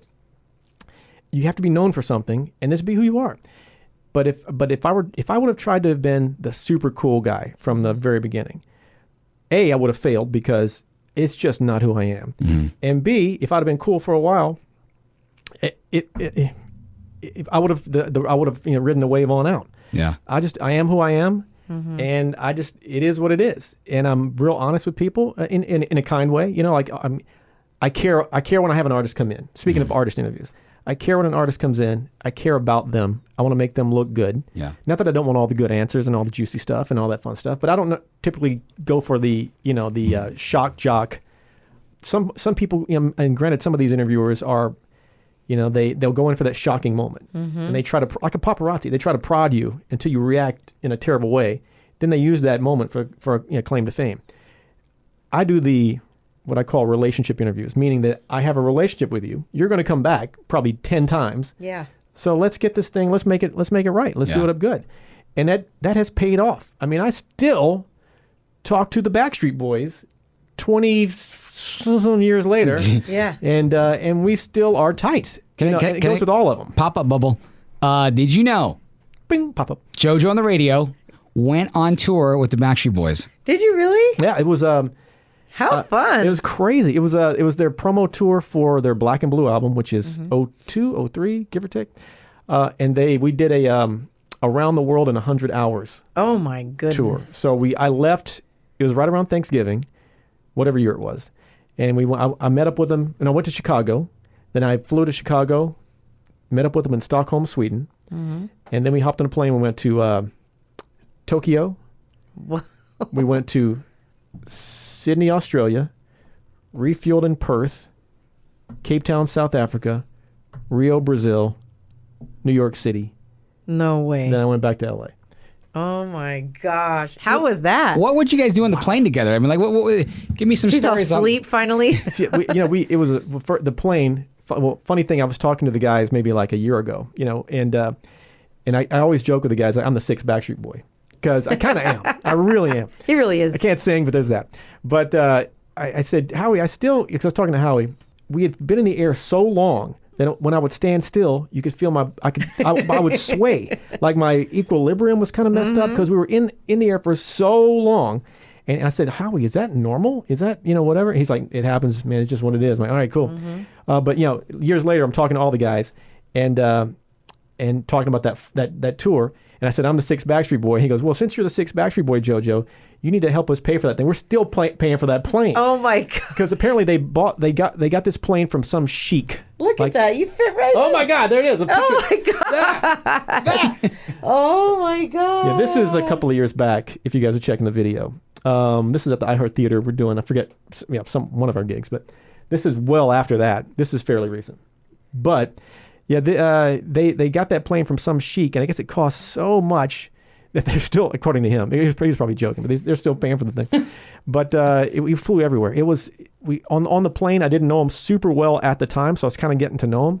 And we played video games. There's a pic of me somewhere. That's awesome. This plane was massive. Yeah. And we watched movies on the plane. That's where I met Cubby from New York, Cubby. Oh yeah, Paul Cubby Bryant. Bryant, and we got to know the Backstreet Boys really well. And kept in touch ever since. Been to AJ's wedding. What a great experience. Oh, by the way, yeah, because you and AJ are really close friends. You guys are hanging out at each other's house. Although he hadn't texted me back in a while, so he's a bad person right now. AJ, if you're listening, because we know he listens to the show all the time. Well, it's funny because you're listening. We were backstage at Wango Tango a couple years ago, and I was me and Frankie V were interviewing Backstreet Boys, and I started singing one of their songs. It was the dorkiest moment in the world, but so I guess AJ liked it so much he followed me on Instagram. Hey, so maybe he is listening now. Oh man. Yeah, I don't know where that was going to go, but I guess, at least he liked it. So. Dude, yeah, they're such good dudes. All of me. AJ's, obviously, I'm real tight with AJ. And one of these days we'll get a tattoo together. Howie's just sweetheart. Kevin, I flew back I went to go see the Backstreet Boys in Vegas, and I flew back on Jet Suite X. That's this. Oh yeah. Oh my God, it's great. How was that, by the way? It's awesome. Is it okay? Got to check that out. Oh, it's great. It's the best way to fly. It's like a private jet, but not. It's not. It's affordable, kind of. It's affordable. Not, yeah. But as I'm getting on the plane, Kevin shows up with his wife and kids, and they were flying back. So we flew with them back, and. Oh my gosh. Okay, hold on. I'm pulling this up on. What is it? Are you ready for this one? I'm ready. The pressure is on. Okay, here we go. Photo time. Here we go. Oh yes. This is. Oh my God! Wow. That's from the flight. Me and AJ there, and this is us playing video games. If you guys are checking this out on video, that's actually in this picture there. There's a picture of me and Nick and Brian playing video games, and that's in I guess like a big bedroom or a big. It's their big room on the plane. There's a couple of pics here. There's iHeart Theater right there. I don't know. I think I'm introducing them doing something. This might be my favorite interview of all time. Right here. This they were doing an interview at the Grammy Museum. Oh, in downtown LA. Yeah, downtown LA. Okay. There's a clearer one picture. Oh, there we go. Yeah. And this is after 20 plus years of history with me and the guys. And so they said, we'll do the interview, but we want JoJo to do it. I'm like, well, hell yeah. So we do this interview at the Grammy, and we covered basically 20 years of course, Backstreet Boys, and my interaction with them over the years. So they specifically requested you to interview them, which is freaking cool. It's really cool when that happens. And it was just memory lane the whole time. And I don't know if the Grammy Museum still has it up there, or if they probably have it on their site somewhere, I'm guessing. But it was one of my favorite, if not my favorite, interview of all time, just because we covered so much ground there. It was like a friend interviewing friends. 100%. We were talking about things from Lou Pearlman, that whole experience, to just to life in general, to how they met their wives. That was just some funny moments. That was probably one of my favorite Backstreet Boys or all-time interviews. It's just a good one. Remember that one time we were driving, we wanted to see Rick Dees, but we felt like he was hiding from us. So. Did he ever tell you about that? No, he didn't. Rick Dees has a studio in Burbank, which is not too far from the Kiss building. Yeah, like across the street. Mm-hmm. And Freddie's like, let's go see him, So we we go up over there and we walk in and we see who was there. Paul Liebeskin, who was a producing firm at the time. Right. Okay. So we walk in and we're like, hey, is Rick around? And we want to say, hey. He goes, I guess we got the impression that he wanted him to tell us that he wasn't there. I think we called before and we're saying, hey, JoJo and I are in the area. Mind if we stop by? Yeah, come on by. Is Rick there? Yeah, he's around here somewhere. All right, cool. Tell him we're coming. Yeah. All right, cool. And then we show up to the building and then everybody's like, where's Rick? Oh, he had to blah, blah, blah, blah, blah, or something. He had to get out of here. Yeah, no, maybe he really wasn't there. As soon as he found out you guys were coming. He might have not been there, but we got the impression that he was somewhere. And he's pointing to the camera. Nope. Yeah, he's like, what the heck? But Rick was, man, he was there. Who are we kidding? He was Rick. There and he saw you guys through the security camera. And I felt very confident because I was with JoJo, and I'm like, okay, how is he going to turn down JoJo? Who would do I'm that? like, me, I was his intern. He don't care about me. Hey, I'm with JoJo. He turned me down. So, JoJo, oops.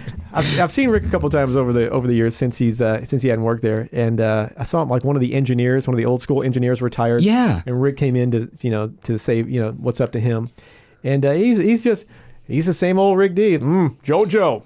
You've done well over the years, or something like that. And he's a piece of work, man. It's been wild, dude. Yeah. If I could go back in time, if I could tell the younger me all the stuff that is going to happen and happening, it would be a mind-numbing conversation. Mm-hmm. Like the Michael Jackson experience and all that stuff. And I want to talk about that, but real quickly, did you know that I passed out his homemade candy apples during Halloween? Oh, you told me about that. Did he pay you to do it? Or producer, he paid us a crisp $100 bill. Crisp $100 bill. He pulls it out like this and he goes, and for you, a crisp, brand new $100 bill. It's not even in currency yet. It's limited edition. Don't spend that. He invited me to go to, because Rick Dees had a studio. Well, his studio in L.A. was, his studio in L.A. Mm-hmm. And he had certain things he wanted about his, we used like these modern control boards in the Kiss FM studio. Mm-hmm. But Rick Dees he wanted these old school turn pots. It's old school, just terrible. Like dial knobs. Yeah, completely. But he wanted, that's what he wanted in there. So they made everything else state of the art, but wired it to these crappy boards. Well, he had another studio built at his home. He has a home in Kentucky. And he'd always invite me to go to Kentucky to go see his studio. He said, you can do the radio show from out here. I'm like, okay, let's do it. Yeah. But I never did take him up on that. I don't know if he was serious or not. I always thought that maybe I thought he was going to reject me, like he did at that studio. If he showed up, that he wouldn't be there in Kentucky. Hey, I think I'm going to take you up on that offer. I'm going to come see you in Kentucky. Oh, well, we're busy. I guess I wanted to avoid that rejection. I don't know, maybe, but I should have taken him up on that offer if it was real. That's funny. There was a lot of other things that we got to do together, working together. It was really cool. What else did we do? I mean, what about recently, where you guys went recently? Tell me about that. Okay, so let me just say, if you have a friend who loves wine, like this guy, yes. Number one, it's a blessing. It is truly a blessing. But I want to thank JoJo on the radio because he called me up and he basically invited me to Paso Robles as his VIP guest. We got a full-on VIP tour, which, by the way, is open to anybody who can take this tour. And we went to the Robert Hull Winery, and I had no idea. And I love wine. I think JoJo loves wine a little bit more than I do, if not a lot more than I do. And we got there, and they take this.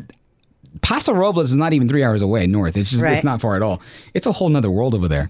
And every winery is like its own theme park or museum. It's like it's crazy. That's a good way to put it. Yeah. You have this experience where you go on a tour, and specifically at the Robert Hull Winery, which they invited you to, they took us on this like romantic tour. Me and Freddie. Oh, what a bromance! Through the vineyards, where there's this tree sitting in the middle of this giant field of vineyards everywhere. But as soon as you get up to the tree, and it's a really big tree, underneath the branches, underneath the tree, is this little, it's a little deck, or what do you call it, gazebo or something, where you have a table for two.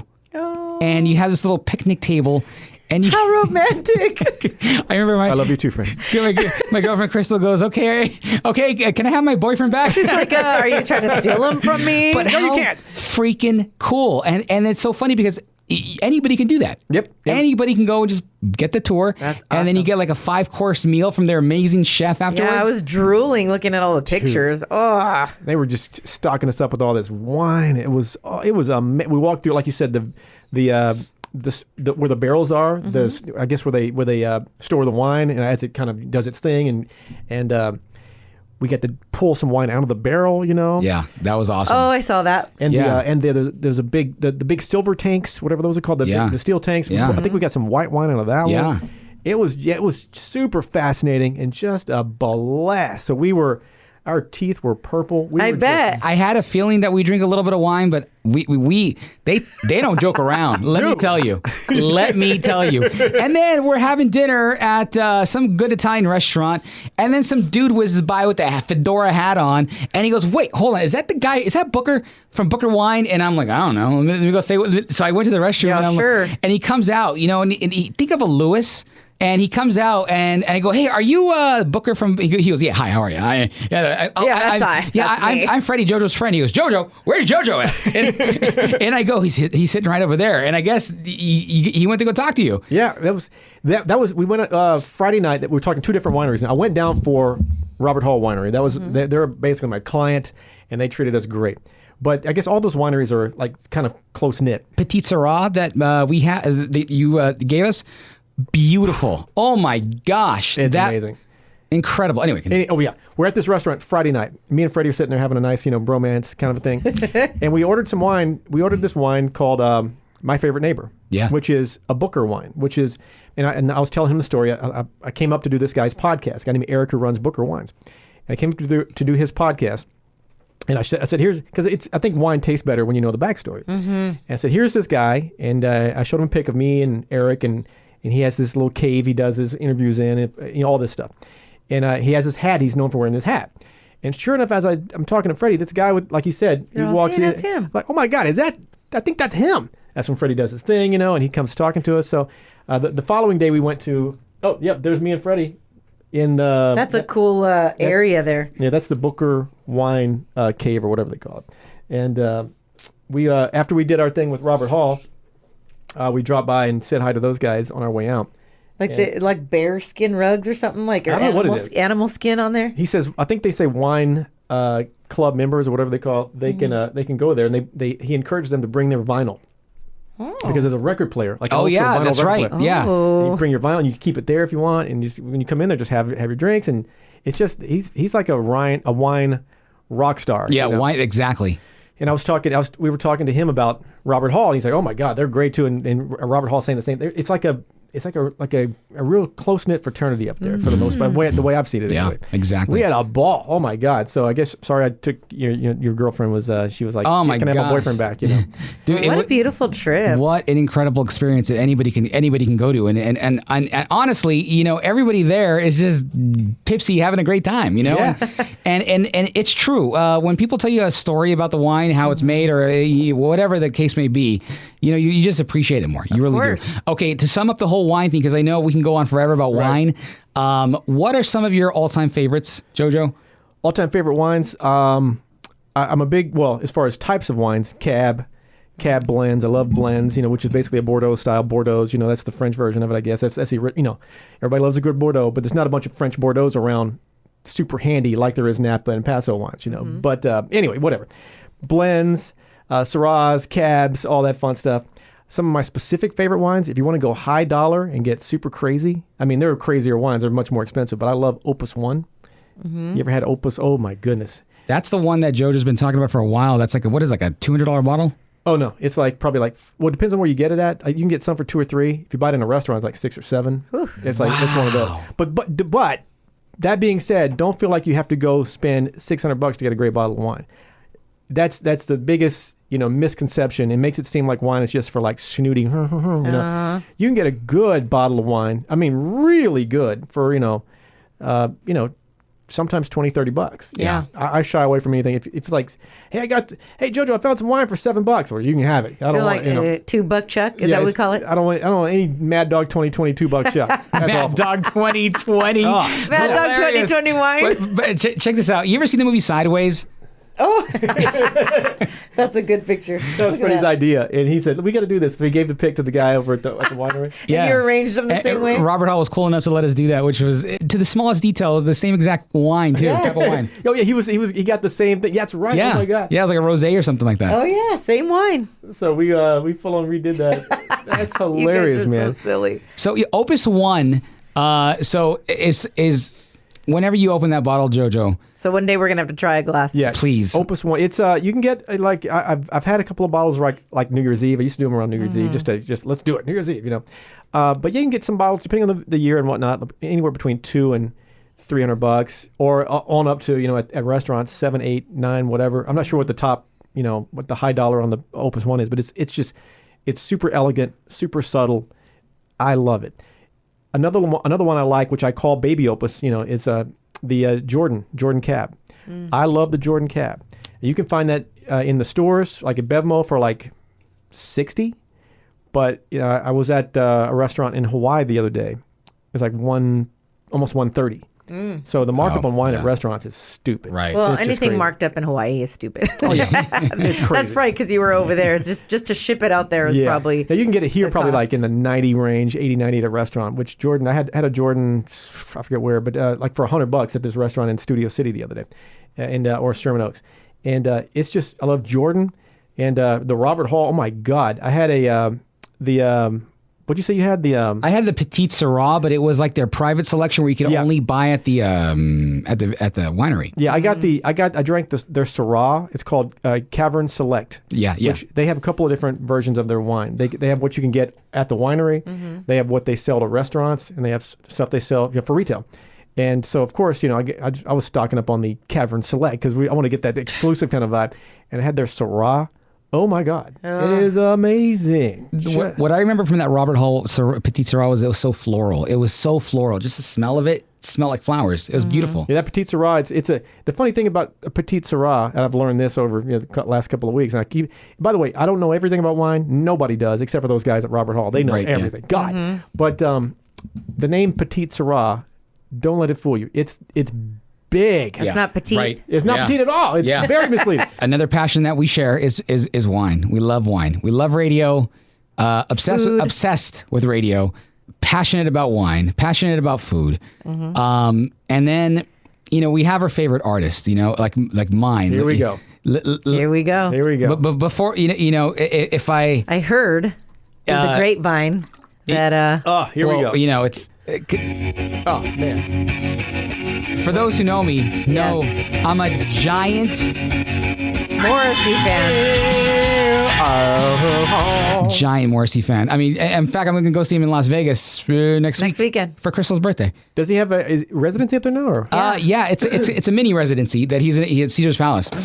That's one of those things why things to be known for.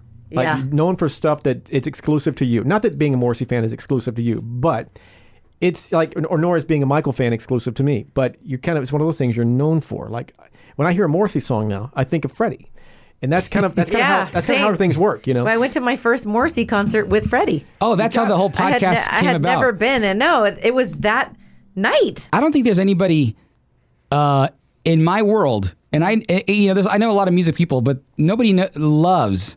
And I mean, loves Michael Jackson probably more than JoJo on the radio. Since childhood, he is the greatest. I love Michael Jackson too. Oh, when I think of Michael Jackson now, I think of JoJo on the radio. He is the greatest I've ever seen, ever, and I've seen a lot. And people are still making references to him today, TikTok and everything else. We're talking, 12 years after his death, 20 years after his prime. He is still, and if you do a moonwalk, who are you doing? It's Michael. Everybody, every age knows that's Michael Jackson. He had so many. I learned so much from Michael. He was so influential in my career. Yeah. Not that he did radio, but I learned so many things just from watching Michael Jackson. He was so influential. It's I can't even begin, like hearing him talk. And when I was first, when I thought about radio as a kid, I'm like, man, they want these big, deep, this is what I thought. Maybe this probably wasn't the case, but it's what they thought. They want these big, deep voice dudes with the power and all that stuff. And I just didn't have that. And then I hear Michael Jackson talk. Right. And it was very soft-spoken. Very soft-spoken. He didn't sound like anybody. Hey, it's Michael Jackson. And you would think like, man, why would he, that's just so odd. Yeah. But then it hit me. Oh my God. The thing that I think is how can I put this? Not cool? A fault. Maybe I think that it could be People like would think that, yeah. That could be a negative. That thing that I think is negative is one of his biggest assets because it sets him up, it makes him different. And that, once again, that's one of those light bulb moments that it really hit me like, wow, Michael, that's what that's all about. Being super unique to you. Yeah. Whatever it is, even if it's something that people think, oh, dude, that's just straight weird. Morrissey, what the heck? But that's a thing that stuck with your brand, Freddie, is the Morrissey thing. Well, Michael with the soft-spoken stuff, that was one thing. Of course, the moonwalk, that's a no-brainer. The hat with Smooth Criminal and Billie Jean, those moments. The tape on his fingers, why does he do that? So I think he said he put the tape so people would watch his fingers when he did the little movement with his fingers. The socks. I didn't know that. The one glove. The one glove. Yeah. So many. If you go anywhere right now and you go, oh, who you doing? You're doing Michael Jackson. Yeah. Not that people don't scream all the time in everyday life. But that's what we remember. Yeah.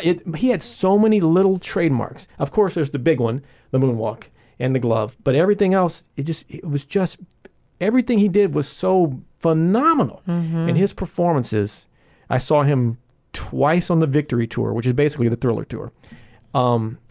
My mom actually won tickets. She bought tickets and she won tickets from a TV station. That's awesome. Yeah, our name popped up on TV. Like, what the? Oh my God, we won those tickets. I saw him twice on the Victory Tour, which once again, that's basically the Thriller Tour. And then I saw him 4 times on the Bad Tour. Oh my gosh. 2 times in Houston, twice in LA. I wish I would have gone to a concert. Never, ever went.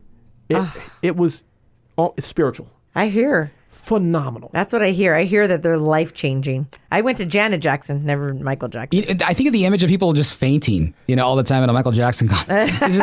They got to be carried off somewhere, I'm like, what happens to them? It's crazy. And everybody has their favorite artists and whatnot, but I can really make a case. And granted, it's all relative because it's who you love and what really speaks to you. But I can make a case that he's the greatest of all time. Now, we talk about branding because you obsess over branding, and I think it's an important thing, especially when you're in the industry. Right. You talk about Michael Jackson in the glove and, what he's known for. And you've attributed that, basically, I'm just recapping what you said, to you. Yeah. What you're known for. What is JoJo famous for, And that's been a big part of you and your brand. 100%. You have to be known for... The goal is to be known for one thing, and then you can start, branching out. But the name JoJo on the radio, as simple and goofy as that is, that name has stuck. My love for the paranormal, that has really stuck. Everybody knows I'm going to talk about that. I used to get tattoos on the radio. I started to be known for getting tats on the air. Just not that wasn't my main thing, but it was like under that little umbrella of things that I've because no one else is doing it.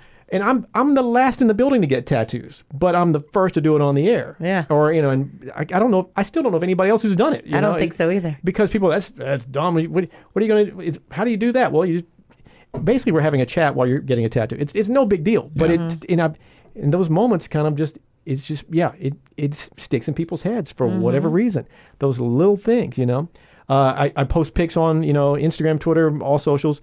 And I would put I'm on the left or I'm on the right. I noticed that. I'm on the right. That's me on the left. Yeah. Those are one things that I would test certain things out. And I wanted people to remember when I posted a pic. I have 7 fans, Yeah, you hear me. I have my Rick Dees used to say I have 4 fans. Yeah. That's where that came from. Well, I took "Hurt Me" from Rick Dees. Hurt me. But you see the difference between JoJo and I, and this is a goal I want to have is, I haven't met Morrissey yet, but JoJo. Yeah. Well, you want to go? You ready for that one? If you are, I am. Okay. This is probably when people say, "What's a lot of people like hearing my crazy little stories." They say, "What's your favorite one?" And this is the one. Michael was having a charity event at Neverland Ranch. 2 shows or 2 charity events, a daytime and a nighttime. They asked Kiss FM to host the nighttime charity event. Wow. So John Ivy calls me up, and I think everybody was probably gathered around his phone when he called me because he was about to ask me to host it, and he knew I was going to freak out. Mm-hmm. Hey JoJo, you want to go? You want to host a charity event at Neverland Ranch? And you were like, I'm like, hell do yeah, I? Of course. Obviously, yeah. I did it. You know, we took this bus and some winners to Neverland Ranch.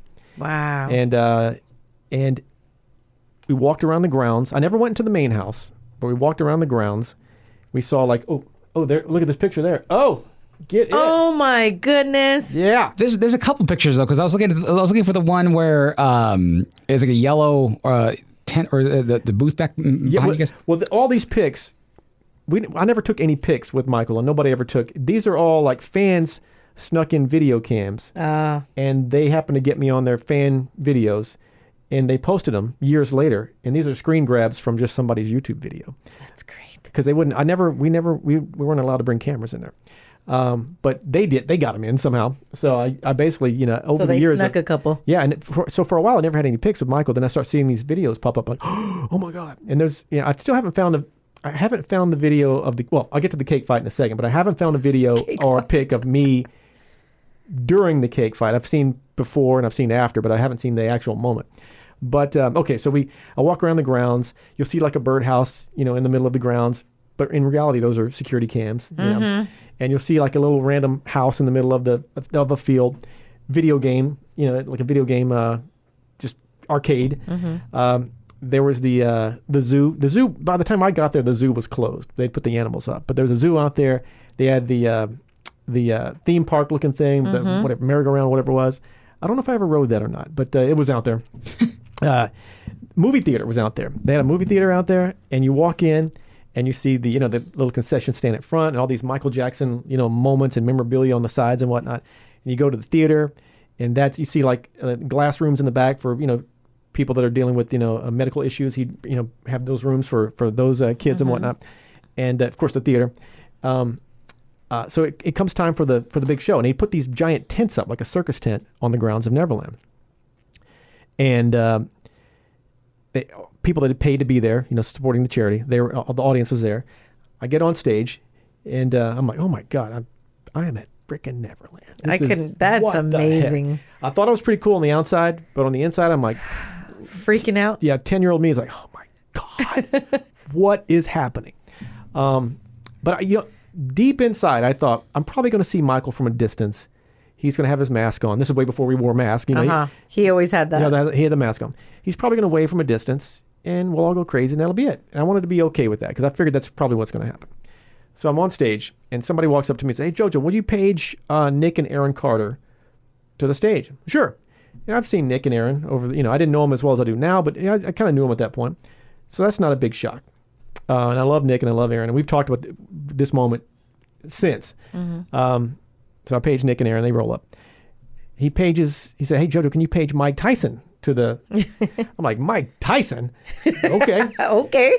I page him. He never showed up. Turns out there was an Oscar de la Hoya fight that night, and they were airing the fight for Mike Tyson in that theater. Okay. So I never saw Mike personally. Maybe he showed up back in the bag. I have no idea. Anyway, and then finally this guy comes up and goes, JoJo, when Michael comes up, if he wants the mic, just give him the mic, and you guys have a good time. And you're like, what? Here? That's exactly what I said. Like right now? So Michael's going to come up here? He goes, oh yeah. I'm like, oh, you got it. No problem. As he's shaking with my mic is like, so Michael comes up, and the place is going crazy. I mean, he's got his full concert gear on, he's got, he looks like that if you're looking at the video once again. And I said, hey, Michael, nice to meet you. Do you need the mic? No, I'm fine. So he comes up on stage, crowd's going crazy, eventually he takes the mic and says a little something. Because it was a blur. It really is a blur. My wife's in the audience. Everybody, I mean, and they know what this means to me. Yeah. They know. I mean, it's like if I see Freddie meeting Morrissey, he doesn't have to tell me what it means. He's going to be fangirling out. Oh, my God. So Michael comes up and he does whatever. And we bring a cake up and sing happy birthday to Michael, because I think his birthday was shortly after that, I believe. He takes a piece of cake. He sticks his hand in the cake and he hands it to this little, guy or girl in the audience. I'm in the back, maybe like one or two people behind him with the microphone. And I've always heard these stories about cake fights. So I said, oh no, we're going to have a cake fight, something like that. I forget exactly what I said. Going to be a cake fight. Everybody look out. Well, I see Michael turn to Nick and Aaron Carter. They start saying something back and forth. And I've even talked to Aaron and Nick about this. Like, what was that conversation? And they kind of forget exactly what it was. But in a nutshell, they were just saying, I think, you want to go for it? Hit me? Something like that, whatever, you know? So one thing leads to another. Who knows what exactly they said? Cake starts flying. Oh my god! Nick and Aaron Carter, Michael, cakes everywhere. So I'm like, oh my god, what is happening? Then Michael Jackson somehow ends up right next to me, spins around, and he's got cake in his hand, and he pauses because he's probably thinking, I don't know if I should throw cake at this guy. I don't know who this guy is. And I swear this sounds like I'm making it up, but I said, hit me, Michael. He goes, are you sure? I'm like, yeah. And he just rocks. I mean, he's Captain Cake Thrower of all time. I am covered in cake. He must have been the biggest piece of cake ever. And so he gets taken off to the crowd's going crazy, of course. He gets taken off to his main house, which once again, I never went in there. But I'm standing there with cake all over me. Like, this is awesome. Oh my God. Crowd. Dina, my wife's crying in the audience. She knows. Oh, that is epic. It's insane. Like no one ever is gonna have a story like that ever. It's crazy. And then I'm realizing, oh my God, we have to drive back to with cake all over. Yeah, LA with cake. So they somebody in one of his assistants or whatever, he's staying there, and he let me. He has a guest house. There's a couple of guest houses out there, I guess. So they let me take a shower in the guest house in Neverland. Oh, wow. So, and that's in... Took a shower at Neverland Ranch. Day. He got caked at Neverland Ranch. Wow. What a day. Yeah, and then years later, Janet Jackson comes in. And I've spoken to Janet a couple of times. I told her the whole thing. And she's like, that sounds like Mike. That sounds just like him. And of course, I was on this Zoom call with him and his partner, John. And John says, show Prince your tattoo. So I'm like, oh my God, I'm gonna look. He's gonna think I'm the greatest guy ever. So you have a Michael Jackson tattoo? I have a Michael Jackson tattoo. I have this. I have a couple. I have this Michael tattoo, that's his logo right there. I have a Captain EO tattoo right there, and I have a Michael Jackson. I'll keep my shirt on, but I have a Michael Jackson / Mickey Mouse Smooth Criminal tattoo on my chest. Oh my God! Tell me that's not gonna.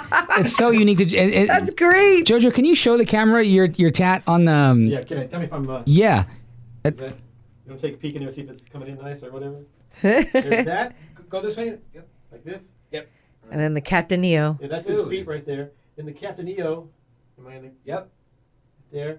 And then there's a Mickey. Well, that's awesome. See that? Hey, JoJo, how many tattoos do you have now? You know what? I used to think this was a dumb answer before I got tattoos. But if you ask someone with a lot of tattoos how many tats they got, they don't know. You lose track. Yeah. Because they kind of blend together. I don't know how many I've got. But I'm going to guess 20? Okay. 15? You have a whole. He has a whole sleeve for those who are listening.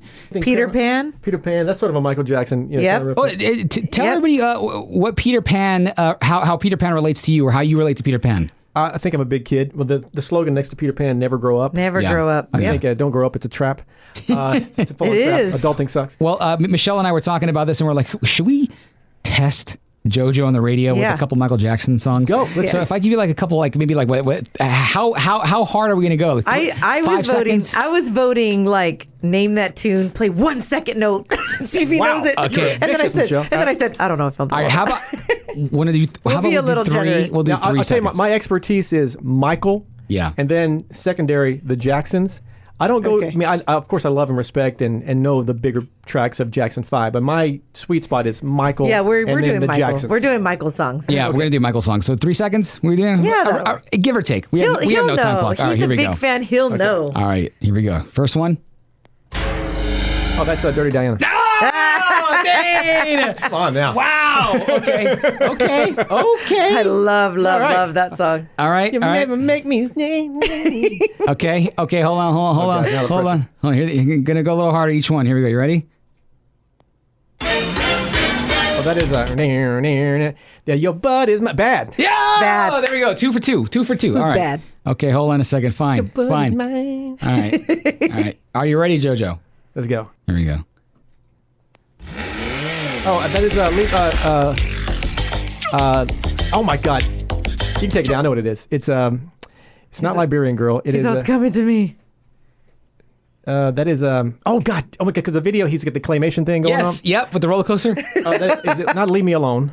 No, close though. Get your ticket right. Yep, God, don't tell me. Oh my god, I'm embarrassed here. I know this song. On my tracks. Sweet Demon, of course. Yay! Play a little more. Oh, what a great one. Oh. Okay, one more. Do more. What was the song you told me? Do you want to come around here real quick and? Yeah, because I know you gave me a good song. I'm like, we should do that one too. I mean, I have every album. Type it in. Multiple. Yeah. I think it's. And you get put on the spot. You're like, what the heck? Maybe that's. Okay, you ready? Yeah. Here we go. Okay. All right, this is Michelle picked this one for you, JoJo. And I thought this was genius. I'm like, okay, this is also a really tough one. Here we go. You ready? Yeah. You're Not Alone? Oh my god! Wow! Give it up for JoJo on the radio. Dang! The biggest Michael Jackson fan ever. True that. Give me some old school Jackson stuff too. I mean, I know. I thought about Jackson 5 and like I don't know if he can do all that. Don't go Jackson 5. Go Jacksons. Jacksons. Oh, okay. The Jacksons. Yeah. Give me something Jacksons. Are you ready? Yeah. All right. Hold on. Let's see if I got. Can you feel it? Of course, that's the name of it. Can you feel it? I didn't know it was going to start like that. They would start off their concert tours back with that song. Really? So that'd be the one they start off with. Wow. Okay. All the children of the world. All right. Let me see. What about this one? This Place Hotel? Or Heartbreak Hotel? Yes, This Place Hotel. Wow. It's been known as both This Place and Heartbreak Hotel at different times. It says This Place Hotel, aka Heartbreak Hotel. Da-da. Michael.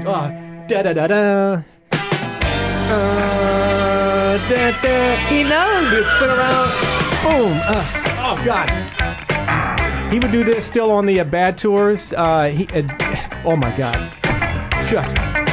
I'm sure they sell quite a few concessions, but I could not imagine leaving to get a drink. Yeah, not even during any songs. Yeah. Where were you when he first popped on? Say, I was getting a hot dog. I missed the whole thing. Yeah. Michael Jackson, the fact that you got to meet him, get cake in the face, hang out at Neverland Ranch, I mean, that's something that you're going to take all the way home with you. And you'll never forget it. Yeah, it was pretty wild. And when my daughter, she when she hears these stories, I mean, she must. I mean, I don't know what she must think her dad is nuts or what the heck. But she's always heard these stories since day one. Yeah. These Michael stories. And it's just, it's wild.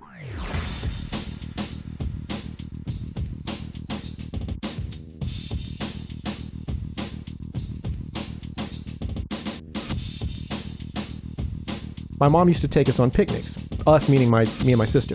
She'd take us on picnics. We'd go to, I think it was Jack in the Box or Subway. I don't know why those stick in my head. And she'd take us to this little courtyard outside of a graveyard. Because she thought it was pretty. But I would, of course, eat my little sandwich. I start running through this graveyard, and your imagination starts to go nuts. It just makes you think. And, one thing leads to another, and you're obsessed with this, this world. When these military pilots, who their job is, I mean, you ask a question about radio. I'm going to give you, there's a chance I'm going to know. If I don't know the answer, I know somebody who knows the answer. I mean, that's just what I do.